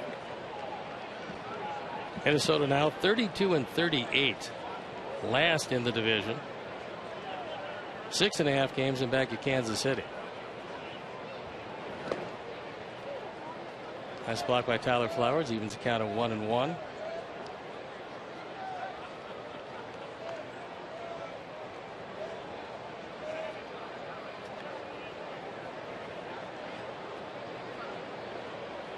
Parmalee homered in the top of the 10th, and then Big Papi and Napoli go back to back. Well, that Boston team was having all kinds of problems, and now they're slowly starting to put it together. They're 34-38. They've won 3 games in a row. Now moved over 500 at home. That being said, they came into today 7.5 games in back of Toronto, who is leading that division. So a 2-1 count on Blanco. And Chris misses low and away, and it's 3-1.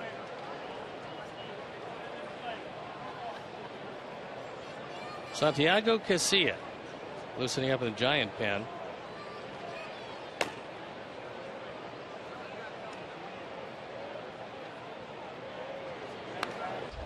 Fouled that one straight back. Now Toronto taking on the Yankees in the Bronx. Mark Burley on the bump against Whitley. Burley 10-3 with a 2.28.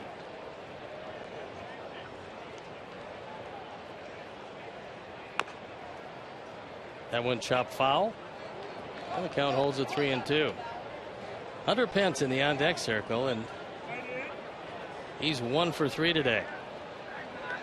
Base hit, scored a run in the 5th inning.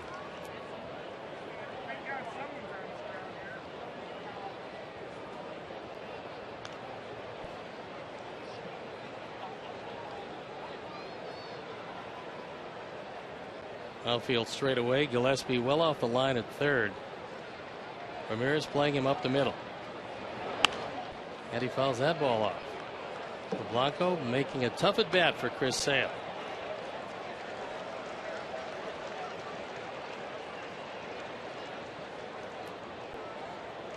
This will be pitch number 111 for Chris.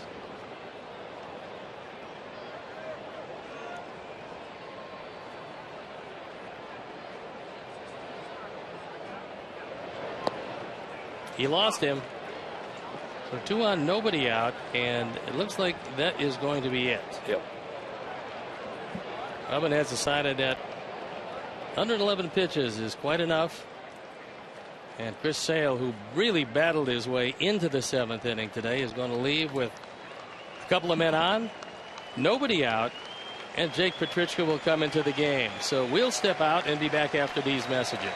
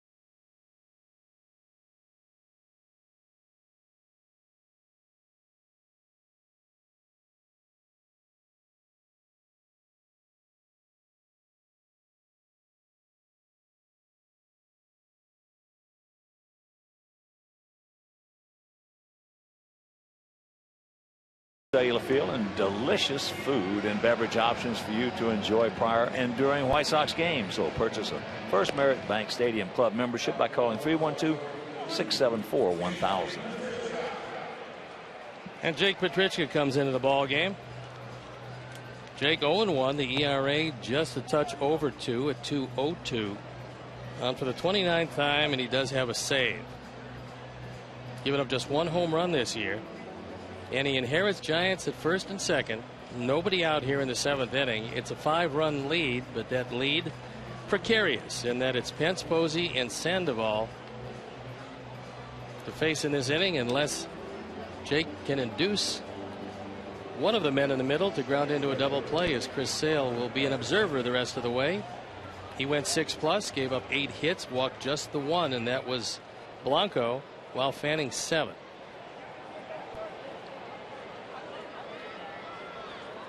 Outfield straight away for Pence. Infield halfway looking for 2. And a good fastball for a strike.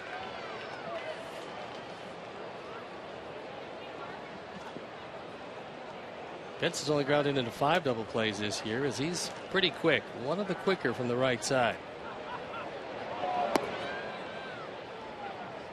That one misses up, and the count evens at 1-1. It's turned into an overcast day at the ballpark, but a very pleasant 72 degrees.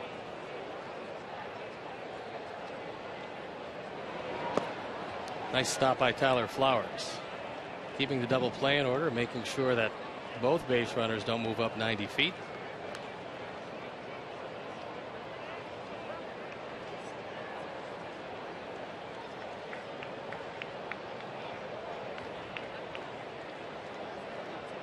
Once you leave a ball game, pretty helpless feeling, and that's what Chris Sale's going through now. You got to hope that your pen help gets him out. There's a base hit left field. So Tim Flannery, 5 runs down, deciding not to get adventuresome, and it loads the bases with nobody out as Hunter Pence, with good plate coverage, takes that pitch away and drives it through the left side. That'll bring up Buster Posey, who's had a perfect day. He's 2 for 2, hit by a pitch in the 3rd, drove in a run in the 5th. That was his 34th.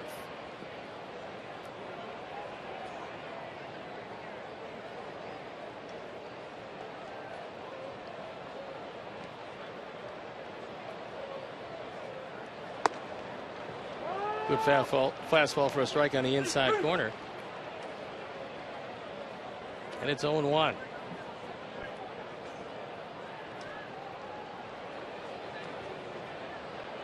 Good speed on the bases. Perez, Blanco, and Pence. And now Posey in an 0-2 hole.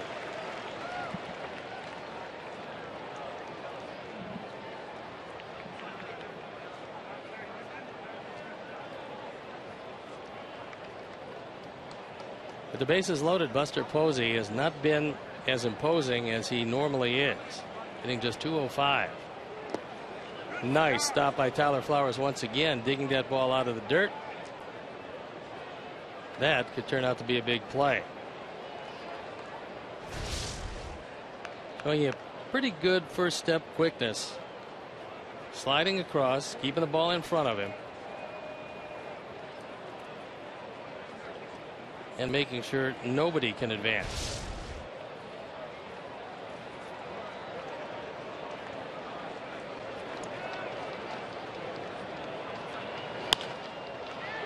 Fly ball center field. Adam Eaton has it. And a run will score, so it's a 7-3 game as Posey drives in his 2nd run, his 35th of the year.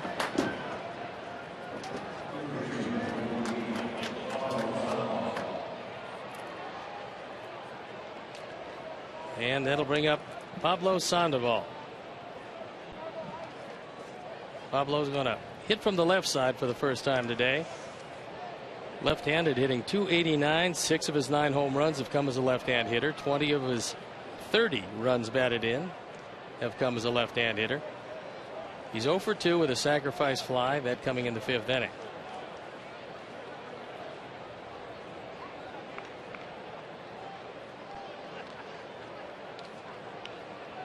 Pablo is in the last year of his contract. And so another question mark for Brian Sabean and his staff. That ball slashed foul off to the left.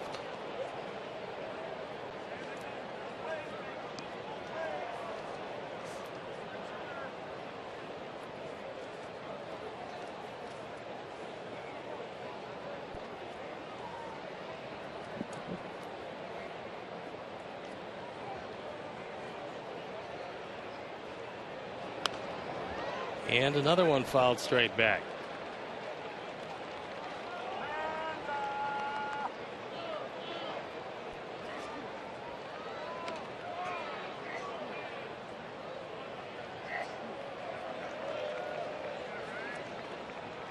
He will hit the market as a 27-year-old switch hitter who is playing a surprisingly decent third base these days, if in fact the Giants decide to let him move along.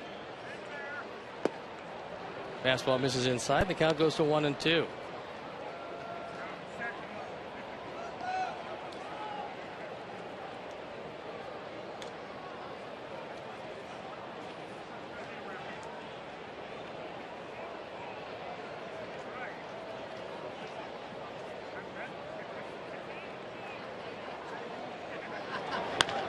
Line drive, base hit. Charging is Viciedo, and Flannery has to hold him up again. So station to station baseball for San Francisco, but they bring the tying run to the plate. And here comes Don Cooper. He wants a word with Jake Petrichka. That was a straight change out over the plate, right down the middle, and crushed by Sandoval. His first hit of the day loads him up again.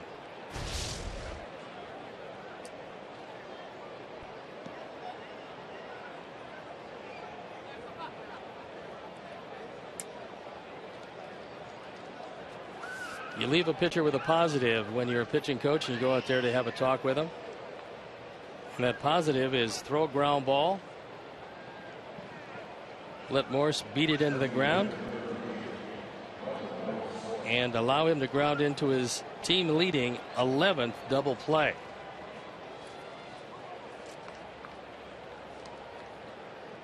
Oh for 2 today, and got hit by a pitch by Chris Sale as he looks at a fastball for a strike on the corner.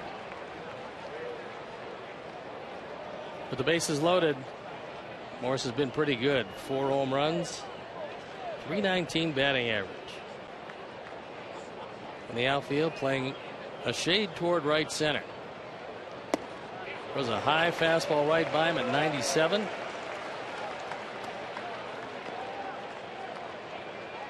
Joaquin Arias in the on deck circle.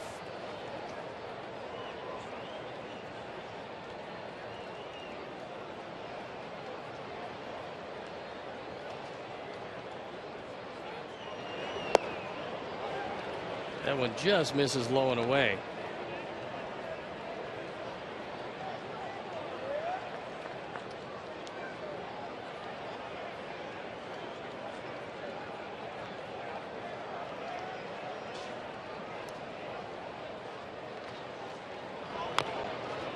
And Morse fouls that one off. Bruce Bochy has some choices, and it looks like he's going to use one of them, as Arias was called back.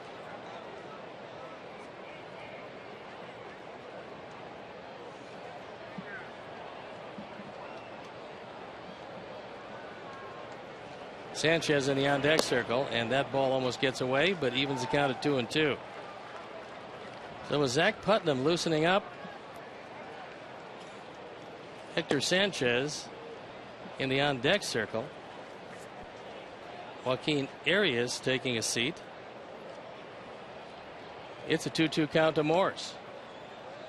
Take him right here. You don't want to go full. Threw it right by him. That fastball at 97 out of the strike zone. Morse could not check it up. And Petrichka now 1 out away from getting out of this.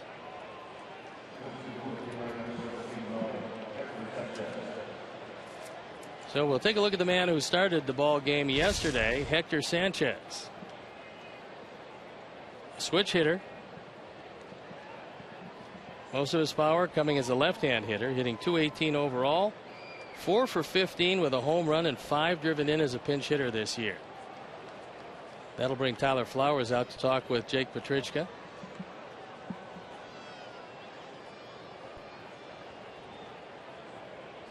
And Mike Everett taking the leisurely stroll to the mound to see if Tyler wants to end this confab.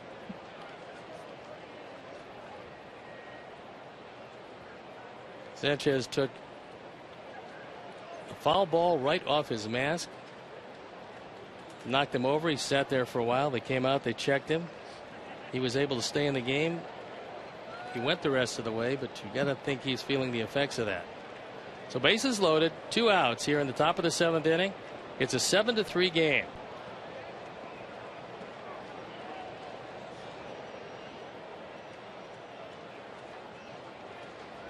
Fake throw to second, but nobody was covering. And with the bases loaded in the course of his very young career, Hector Sanchez, 9 for 14, pencils out to 643. Good fastball for a strike.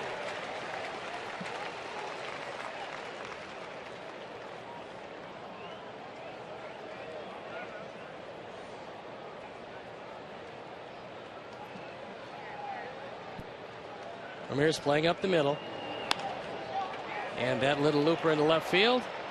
Alejandro calls for it and puts it away. And so Petrichka and the Sox out of the inning.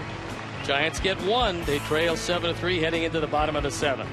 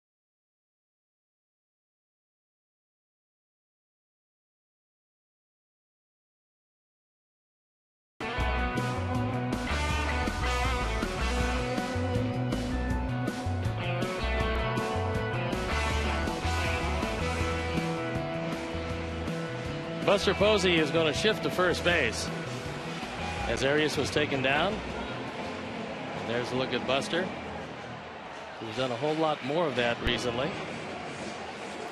Brandon Belt, their normal first baseman, is trying to come back from a fractured thumb. And Hector Sanchez will come in the game after pinch hitting and take over the catching duties.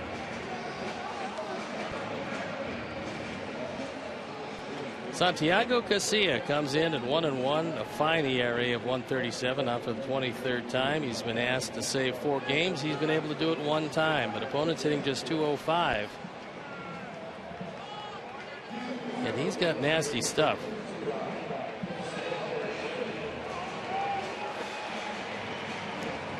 Here's Abreu. It'll be Abreu, Don, and Ramirez.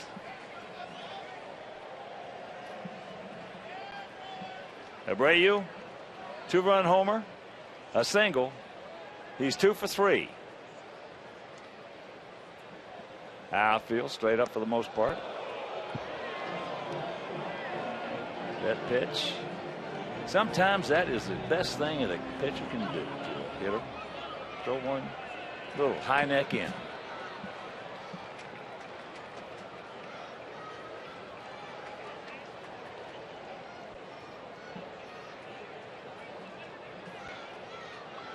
The Cannon, 20 homers, 53 knocked in.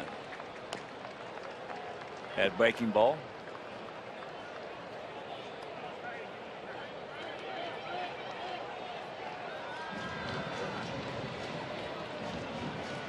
Outfield very deep, very spread out. That single by Abreu back in the 5th was into right center field.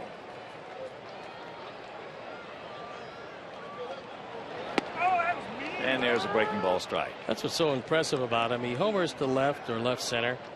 Next time up, well, you think you're going to keep the ball away, and then he rifles a base hit into the gap in right field, and you realize that he's got a pretty good approach and a pretty good idea what to do wherever the baseball happens to be, at whatever velocity you care to throw it.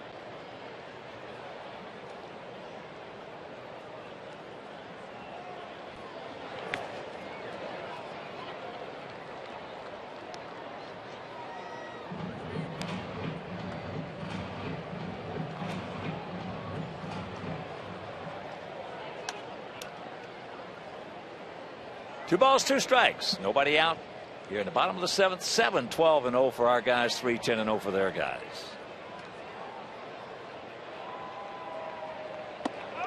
And that's up in there. So a full count. And there you're looking at Mike Krukow on the left, Dave Fleming on the right. Some of the terrific announcers the Giants have. Mike, his 24th year in the television booth. Dave is 11th. Of course, they have John Miller, Dwayne Kuiper. There's a shot. Hang Woofle didn't get one step out of the box. So one out. Of course, Dwayne Kuiper. Very significant in the life of my partner, Steve Stone. He is that. His only home run. I threw it in Cleveland. Of course, there was a hurricane that night. Oh, guy's going to get you when he hears Wind that. blowing out 110 miles an hour.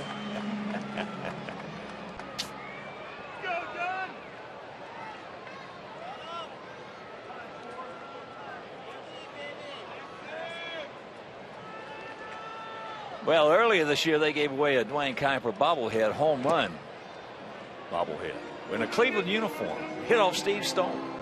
He did that. The thing was, because he had never used that home run trot before, it was really weak. And he unfortunately was never to use it again.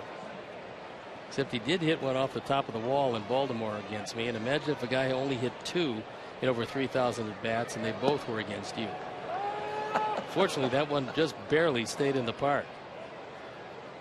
He's got a great sense of humor. All these guys do. These giant announcers, they love to have fun. Mike Krukow, a teammate of mine when I was with the Chicago Cubs. They also have pre and post game analysts, Rich Aurelia, Vida Blue, Sean Estes, Bill Lasky, Randy Wynn. Vida Blue, for a lot of you youngsters out there who don't know who he was, he had some of the greatest left-handed stuff you ever want to see in your life. It was unreal. Vida Blue, when his first year, you had to see it to believe it. And believe me, I saw it up close and personal. First game he pitched against us in Oakland, I was using a 35-inch, 35-ounce bat, B267. The next time I went to the plate, I was using a 34-ounce bat. The next time I went to the plate, I was using a 33-ounce bat. And the fourth time I went up, I couldn't find one light enough. Well, for a long time, he was the answer to a trivia question. That trivia question was, who was the last switch hitter to win the most valuable player? And it happened to be Vida Blue, but nobody would have thought of him because he was a pitcher. But that's how dominating he was. So Adam is gone on the off-speed pitch, but Adam with that big 3-run homer in the 5th. Now 1 for 3. He also walked and scored. So 2 down. Yeah, Vida had some kind of stuff.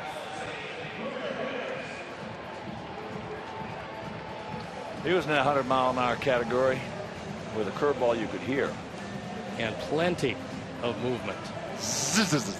Curveball. Here's Alexei. Alexei 1 for 3. One base hit was an infield hit. Softest ball he's hit. He also hit a rocket right to Hunter Pinson right. And then Blanco made a diving catch to rob him of extra bases in the 5th.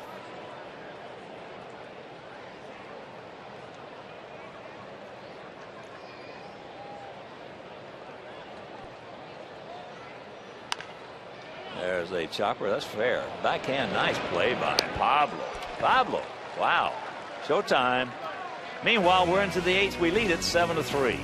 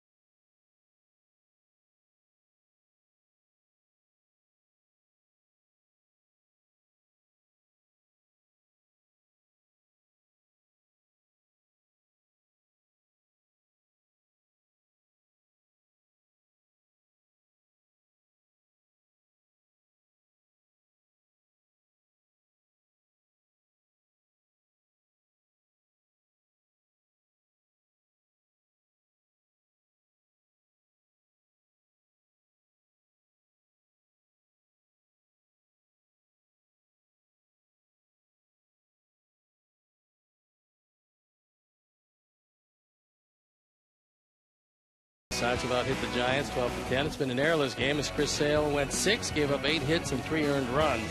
Walking only 1, fanning 7. Abreu a 2-run homer in the first inning. His 20th of the year.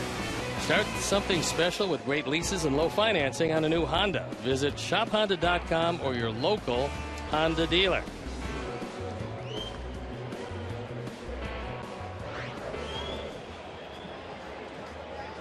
Zach Putnam comes into the ball game at 2-1. His ERA, an ever shrinking 137, on for the 21st time.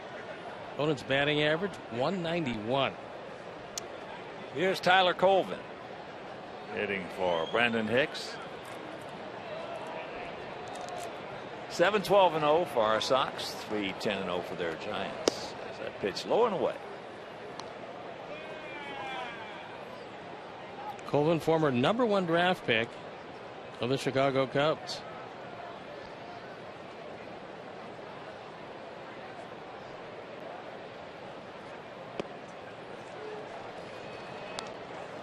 Big hack at that splitter.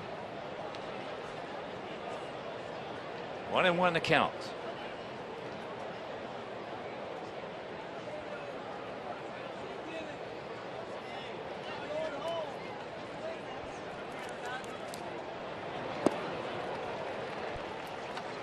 If it ain't broke, don't fix it. Scott Downs loosening in the pen.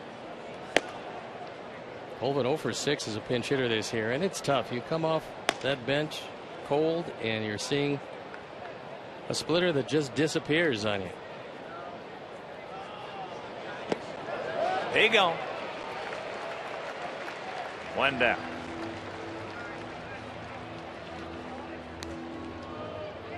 So 7 strikeouts for our pitching. And fans, a reminder, join the 2014 Sox Pride Club for members-only ticket opportunities, game day audio, membership gifts, and other exclusive perks throughout the season, all for just $29.95. So visit SoxPrideClub.com.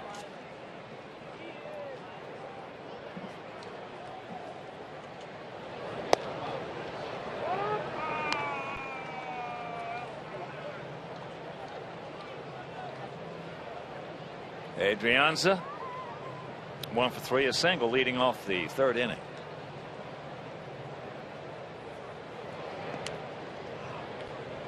Count evens at 1.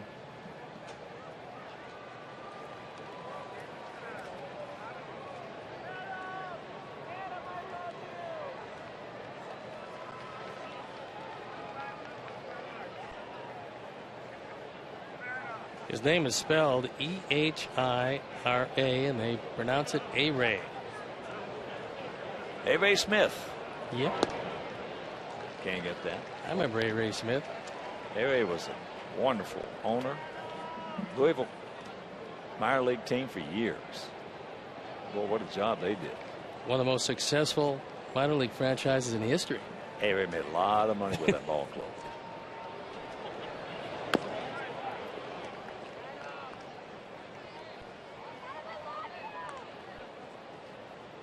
Jeremy Affeldt starts throwing in the pen.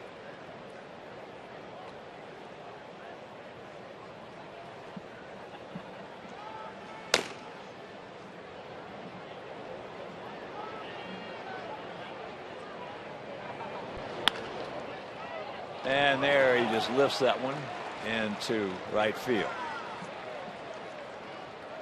So the second hit for Adrianza. 1 out, 1 on, and then it'll bring up a pinch hitter. Crawford. Brandon Crawford.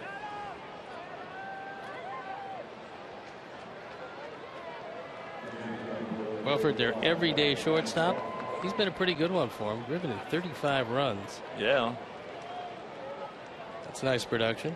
He was 1 for 4 last night. Boy, in spring training, he looked like absolute all-star.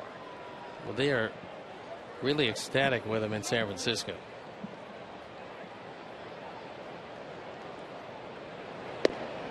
First time we saw him in spring training, I said, who is this guy? Never heard of him. All he's doing, hanging out ropes all over the ballpark.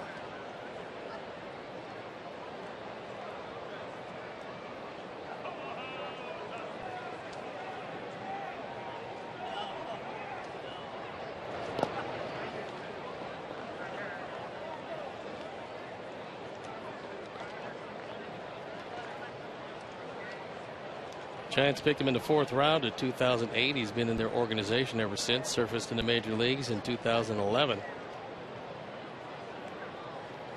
This so far is by far his best year, as he just keeps getting better.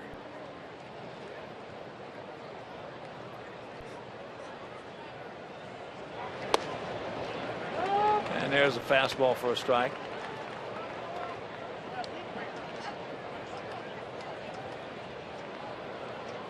Lives in Scottsdale. Not a bad place to live.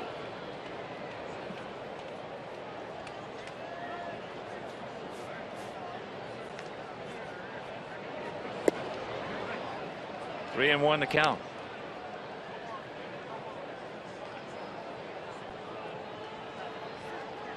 Edgar Blanco, who's 2 for 3 today in the on-deck circle.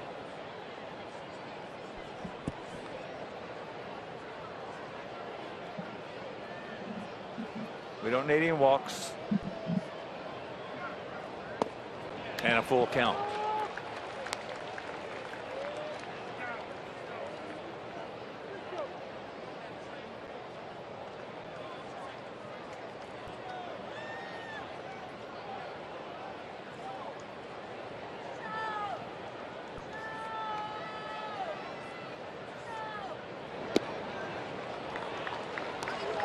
So there's the walk. Now they have 2 on. And here comes Robin. Gregor Blanco. will be pitched to by Scott Downs. So Putnam gets the first guy, he strikes out. Tyler Colvin with a splitter. He'll depart, and we'll be back.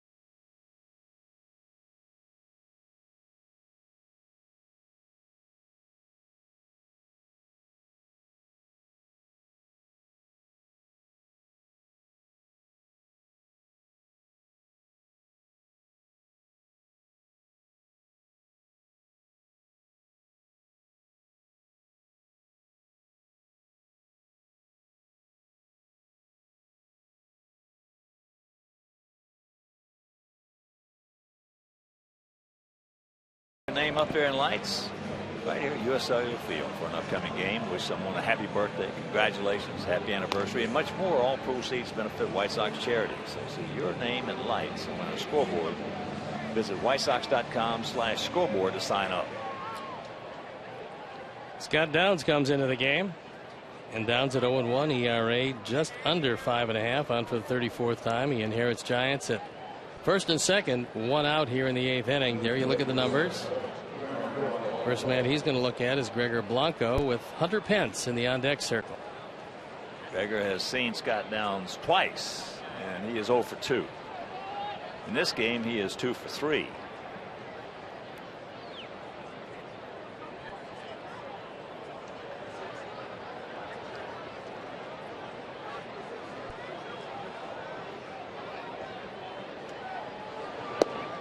Takes first pitch strike. Hunter Pence on deck. Belisario down in our pen.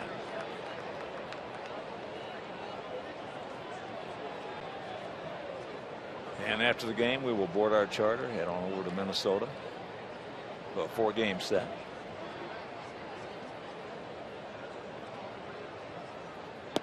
That's inside. Where tomorrow, first of that 11-game road trip, 4 in Minnesota, 3 in Baltimore, 4 in Toronto. But tomorrow, Jose Quintana against Johan Pino, who's making his major league debut for the Twinkies. And that game will be over Comcast Sportsnet. That's flickered. That ball just shot by Abreu down the line. So that's going to score 1, put ducks on the pond. And it's all of a sudden 7-4 ball game.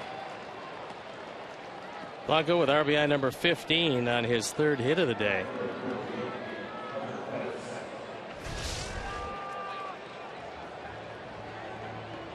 Through that fastball inside. Blanco just opens up. And no chance for Jose, as that was a rocket. Now that's what you call turning and burning, and that's exactly what he did, as Robin has already made the call. Hunter Pence will be the hitter. He has faced Belisario 10 times, and he is 1 for 10. So Downs departs, and we'll be back.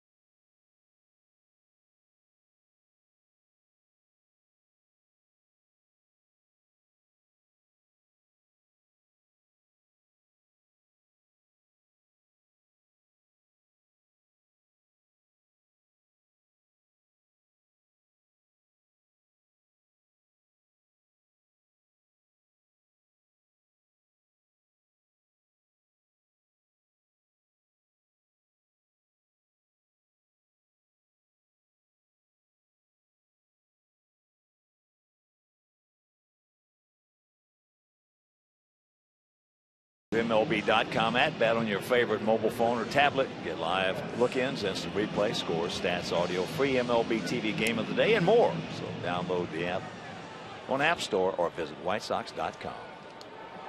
Giants making it pretty tough as Ronald Belisario comes in at 3-3. The ERA 4.76 on for the 30th time.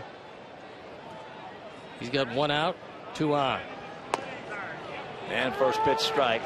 Hunter Pence, who is 2 for 4. He is 4 for 9 in the series with a homer. Ronald, if he is to get the save, is going to have to get a 5-out save.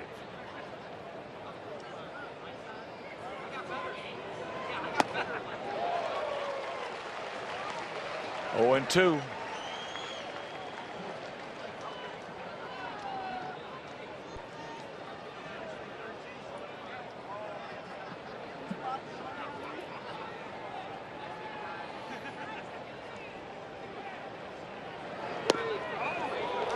Close.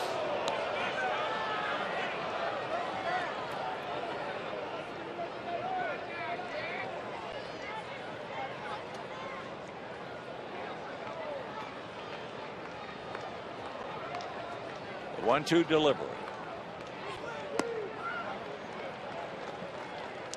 Buster Posey on deck.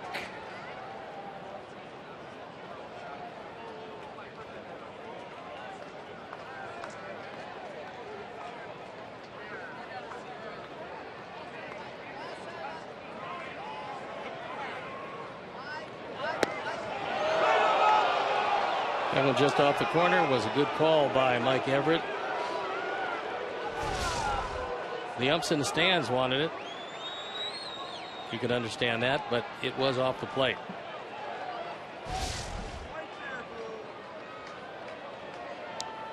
Payoff pitch. There's a chopper to Hopper. They get him, but the run scores. 2 down. It's a 7-5 game, and here comes Posey, who has faced Belisario 11 times, has 1 hit, and that 1 hit left the ballpark. RBI number 28, and Hunter Pence got down the line so quickly that Gordon had to get the ball and gun it across as quickly as he could. That's just flat out hustle. Well, he will do that.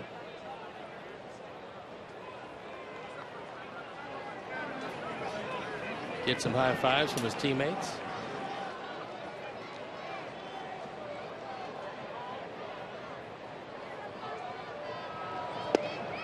There's first pitch strike.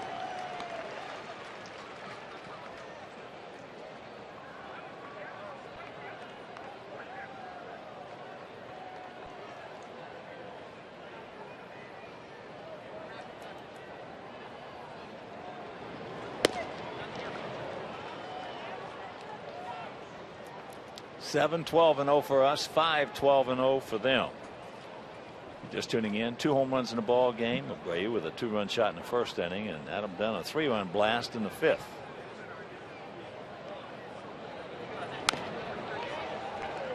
One and 2 the count to the 27-year-old catcher, Buster Posey, out of Florida State.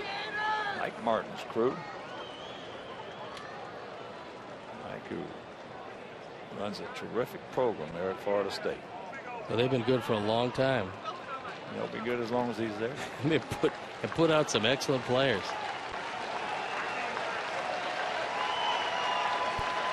One, 2. Close. Almost got it. 2 balls, 2 strikes, 2 out.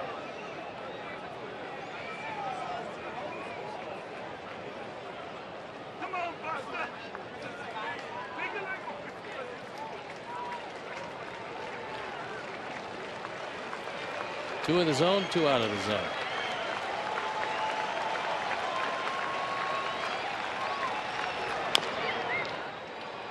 Alexei's got to hurry. He does. Beautiful play by Alexei. Yes. But they come up with a pair. We'll go to the bottom of the 8th. We lead it 7-5.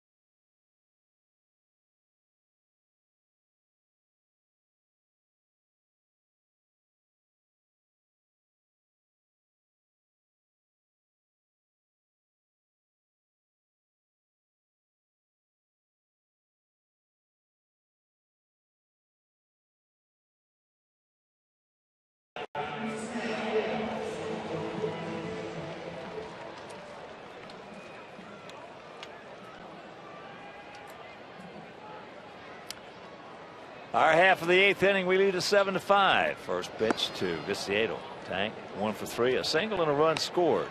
That was in the 4th inning. Diaz on deck. Flowers in the hole against Santiago Casilla. Big gap out there in left center. And he's got the count 2-0. Pretty good play, and it helps that Posey's going up the line because he doesn't have much speed, but you still have to catch it, transfer, get it over there, and he gets it over there in time to end the inning and preserve the 2-run lead. Good solid play.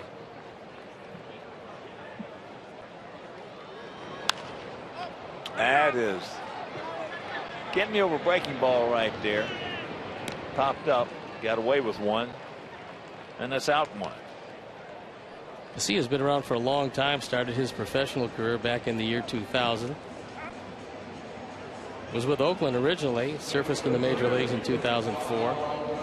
Spent parts of just about every year through 2010 with Oakland, then wended his way to San Francisco. Last year a good year, 7-2 with a 2.16 ERA. And he's been nails for San Francisco, much better than he was with Oakland. So here's Diaz, got a chance for the cycle. He's got a single, he's got a double, and he's got a triple.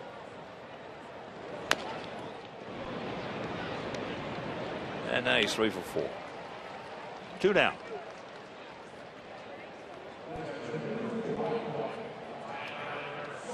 Crawford came out as a pinch hitter, drew a base on balls.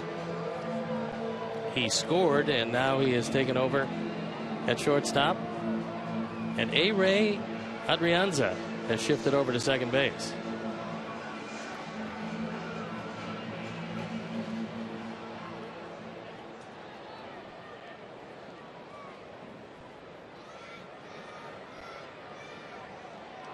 Here's Tyler. Tyler 1 for 3, but it was a biggie. It was a 2-run single back in the 4th inning. Just tuning in, we scored 2 in the 1st, 2 in the 4th, 3 in the 5th. They scored 2 in the 5th, 1 in the 7th, and 2 in the top half of this 8th inning.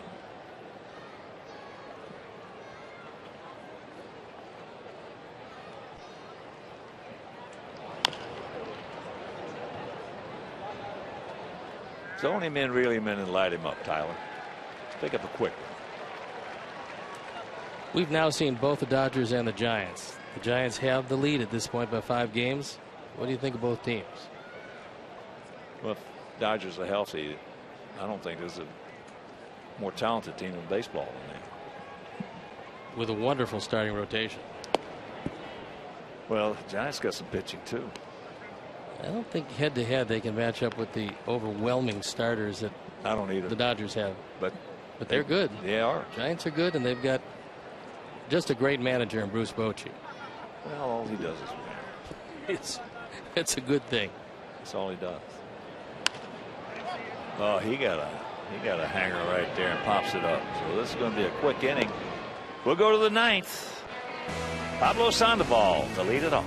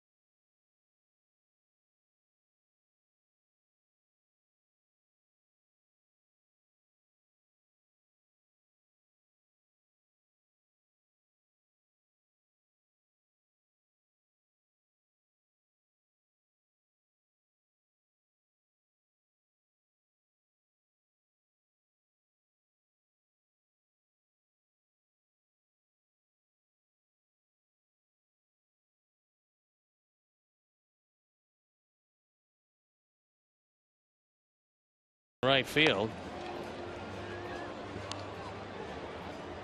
Ronald Belsario still in after getting the final 2 outs of the 8th. He's looking for save number 7, and he's got to go through the heart of the order.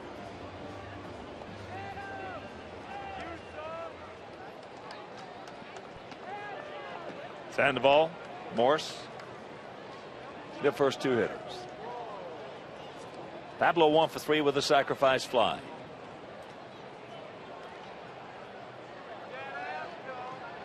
Outfield for the most part straight up, about equidistant.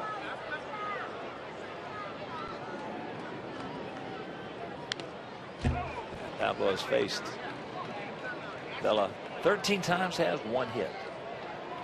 Yeah, I figured they went head to head quite a bit when Ronald was wearing that Dodger uniform in one of the great rivalries in the major leagues. Yeah, probably over the last. Now make it foul. Thank you. Just foul. Mercy. Probably over the last 75 years, the greatest rivalry in baseball. You got Dodgers and the Giants. You got the Yankees and the Red Sox. You got the Sox and the Cubs. We don't want to get into the scheduling anymore.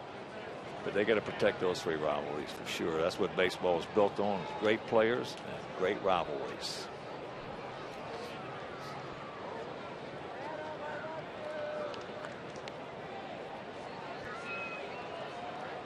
Oh, and 2 the count to Pablo.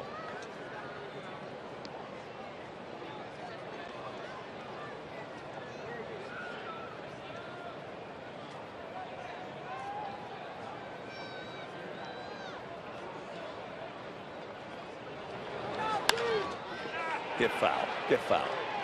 That one won't. That's fair. So the leadoff double.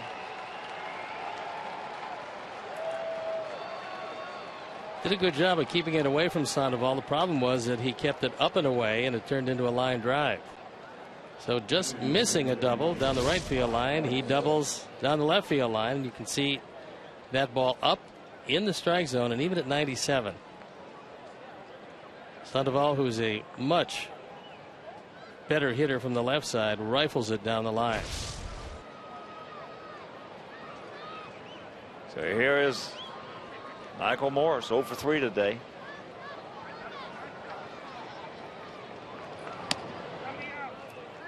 Takes that one at 95 upstairs.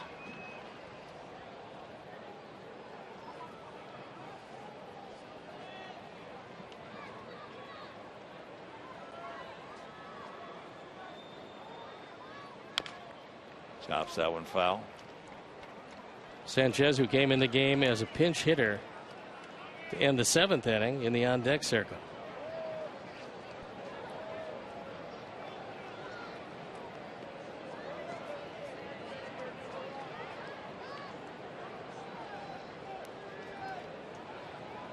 We had a 7-2 lead. It is now 7-5 with a man on second. A man on first and third now with nobody out.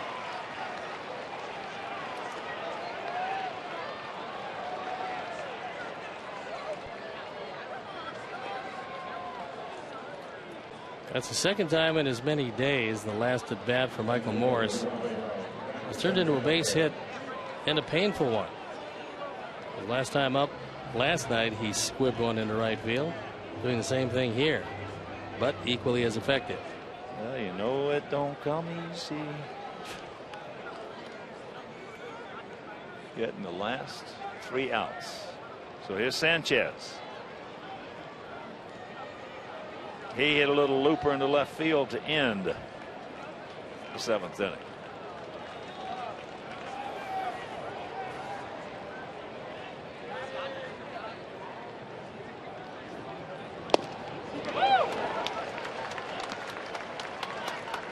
Tying runs aboard.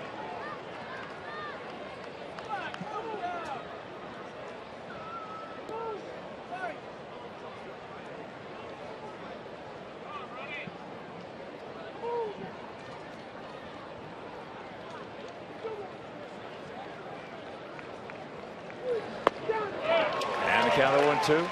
And way back when, if you're just getting home tuning in, it was Chris Sale against Tim Hudson. Seems like a very long time ago. Sale had a pretty decent day without his best stuff, and Tim Hudson had a very tough day without his best stuff.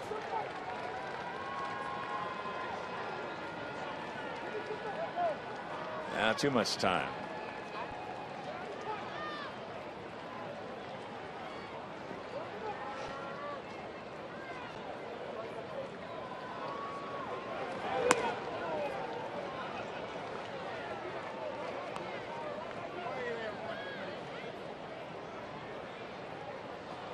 To this point, Tyler's had a very good day behind the plate.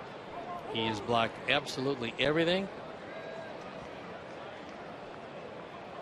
and caught everything and came through with a key 2 RBI single. He gone. 1 out.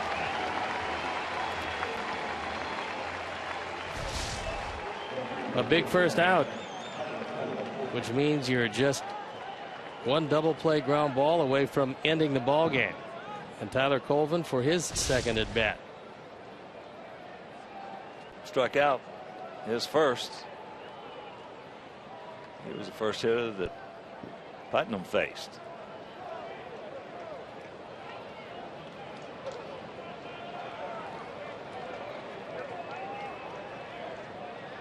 Rayu playing a step and a half off the bag as that ball into left field hit well. But we got a man there. It's Pablo. Found the ball. A tag, score, and it's a 7-6 ball game, but 2 out.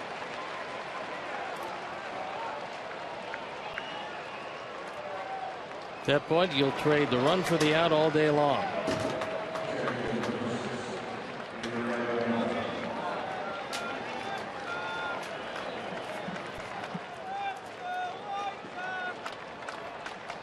Adrianza.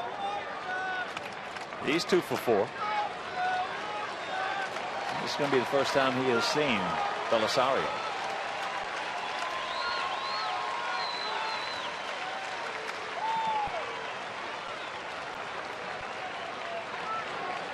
It's the man you want to get Crawford on deck.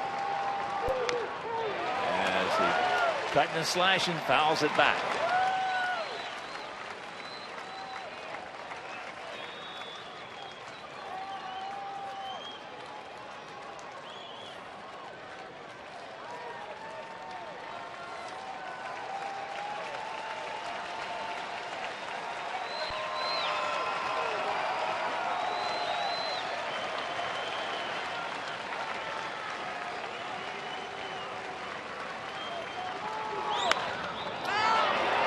This ball comes down. This ball game will be over.